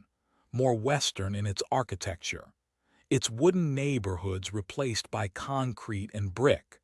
though the wooden houses persisted in the outer districts, and the memory of the lost city persisted in the consciousness of those who had known it. The political drift of the late 1920s and 1930s moved in directions that carried Japan away from the relative openness of the Taisho years, and toward a more authoritarian and militaristic orientation. The Great Depression, which struck Japan's export-dependent economy with considerable force after 1929, produced conditions of genuine hardship in both the cities and the countryside. And these conditions created fertile ground for political movements that promised more decisive and more forceful solutions than the parliamentary system seemed capable of providing. Military officers, particularly younger officers in the army, who were often from rural backgrounds and who felt a deep frustration with the urban, commercial, parliamentary culture of the 1920s, became increasingly assertive in their influence on government policy, and a series of political assassinations and coup attempts in the early 1930s shifted the effective center of power in ways that the constitutional structure was not robust enough to resist. Japan's expansion into China deepened through the 1930s, from the occupation of Manchuria in 1931 to the full-scale war with China that began in 1937. And then, in December 1941, came the vast and consequential decision to strike southward and eastward simultaneously, to attack the American naval base at Pearl Harbor, to move into the European colonial territories of Southeast Asia, to attempt the construction of what Japanese leaders called the Greater East Asia Co-Prosperity Sphere, an empire in Asia and the Pacific that would be, in their vision, organized under Japanese leadership and freed from Western colonialism. The Pacific War that followed was fought across an enormous area of ocean and island and jungle and sea, and it ended in August 1945 with Japan's surrender, following the atomic bombings of Hiroshima and Nagasaki, the first and only uses of nuclear weapons in warfare, each one producing a destruction so complete and so particular in its character that the cities that experienced them became permanent markers in the human understanding of what certain kinds of power mean. The surrender of Japan in August 1945 was announced by Emperor Hirohito in a radio broadcast, the first time most Japanese people had ever heard the emperor's voice, delivered in the formal, elevated language of the imperial court, a voice from a very great distance speaking into every household that had a radio, and into the gathered ears of people in streets and community centers and workplaces throughout the country. The broadcast was difficult for many listeners to understand clearly, both because of the archaic language and because the emotional weight of what was being communicated pressed against the formal restraint of the imperial style, but its meaning was understood. The war was over. Japan had lost. The world that had existed before was gone, and the world that would come after had not yet arrived. And for a moment the country existed in a kind of stillness between those two worlds, in a silence that was different from all the silences that had come before it.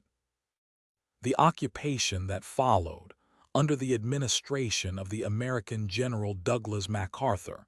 lasted from 1945 to 1952, and it brought changes of a scope and a speed that rivaled the Meiji transformation. A new constitution was written, largely drafted by American officials working in close consultation with Japanese counterparts, and promulgated in 1947. This constitution established a parliamentary democracy with full civil liberties, gender equality before the law, and most significantly, a clause that renounced war as an instrument of national policy and committed Japan to maintaining no military forces beyond those necessary for self-defense. The emperor retained his position, but as a purely symbolic institution, the Constitution explicitly stating that he derived his authority from the will of the people rather than from divine descent. Land reform transferred ownership of agricultural land from absentee landlords to the farmers who worked it, fundamentally restructuring rural society. Labor unions were encouraged. A new educational system was established on democratic principles. The economic recovery that followed the occupation, and then the extraordinary economic expansion of the 1950s, 1960s, and 1970s, transformed Japan's material circumstances in ways that were, once again, quite extraordinary by any historical standard. From a condition of near-total devastation in 1945, with its major cities bombed flat and its industrial capacity destroyed, Japan rebuilt itself into the world's second-largest economy by the 1960s, a position it held for several decades. The factories and shipyards and electronics companies that drove this growth produced goods, steel and ships and automobiles and cameras and consumer electronics, that found markets throughout the world, and the prosperity that resulted flowed into Japanese society in forms that were visible in the texture of daily life. The rebuilt cities with their dense networks of railways, the small but comfortable homes filled with the appliances that Japanese factories were producing, the expanding middle class with its reliable expectations of education and employment, and a degree of material security that previous generations would have found difficult to imagine. The Japan that emerged from this long process of transformation was recognizably continuous with all the Japans that had preceded it, and yet also genuinely new, genuinely its own thing, a culture that had absorbed and adapted enormous quantities of outside influence without losing the thread of its own identity. The tea ceremony was still practiced. The no theater still performed. The great temples of Nara and Kyoto still stood in their ancient grounds, their wooden structures maintained and repaired with the same care and the same techniques that had preserved them across the centuries. The cherry blossoms still came in spring, and people still spread their mats beneath them and sat quietly in the pale pink light, eating and drinking and watching the petals fall. The onsen were still visited, the warm mineral water still carrying its ancient associations of healing and rest. The ritual of the bath still observed with the same patient attention to immersion and warmth, and the particular luxury of a body entirely at rest in water. And in the cities, the new Japan moved at its own pace, which was often a fast pace, the trains running with a precision that had become one of Japan's most recognized qualities, the streets organized and busy, the shops full of everything that the prosperity of the post-war decades had made available. Tokyo had become one of the great cities of the world, enormous, complex, organized across multiple layers both physical and social, its neighborhoods each with their own distinct character. From the ancient temple districts of Asakusa with their narrow streets and paper lantern shops, and the smell of incense drifting from the great gate of Senso-ji, to the gleaming high-rise districts of Shinjuku and Shibuya, where the neon signs blazed in the evening, and the crowds moved through the illuminated streets with a purposeful calm that was one of the quietly remarkable things about Tokyo. The way so many people moved so efficiently through such a dense space with so little friction and so little noise. The long story of Japan, from the volcanic islands rising slowly from the sea, through the ancient pottery makers and the rice farmers and the court poets and the samurai and the closed centuries of the Edo period and the violent transformation of the modern age, is a story that resists the desire for a simple conclusion, for a final image that contains everything and resolves it cleanly. It is too long for that, and too varied, and too much of it consists of things that happened very slowly over very long periods of time, things whose significance is felt rather than stated, things that are present in the texture of daily life in ways that can be noticed but not easily explained.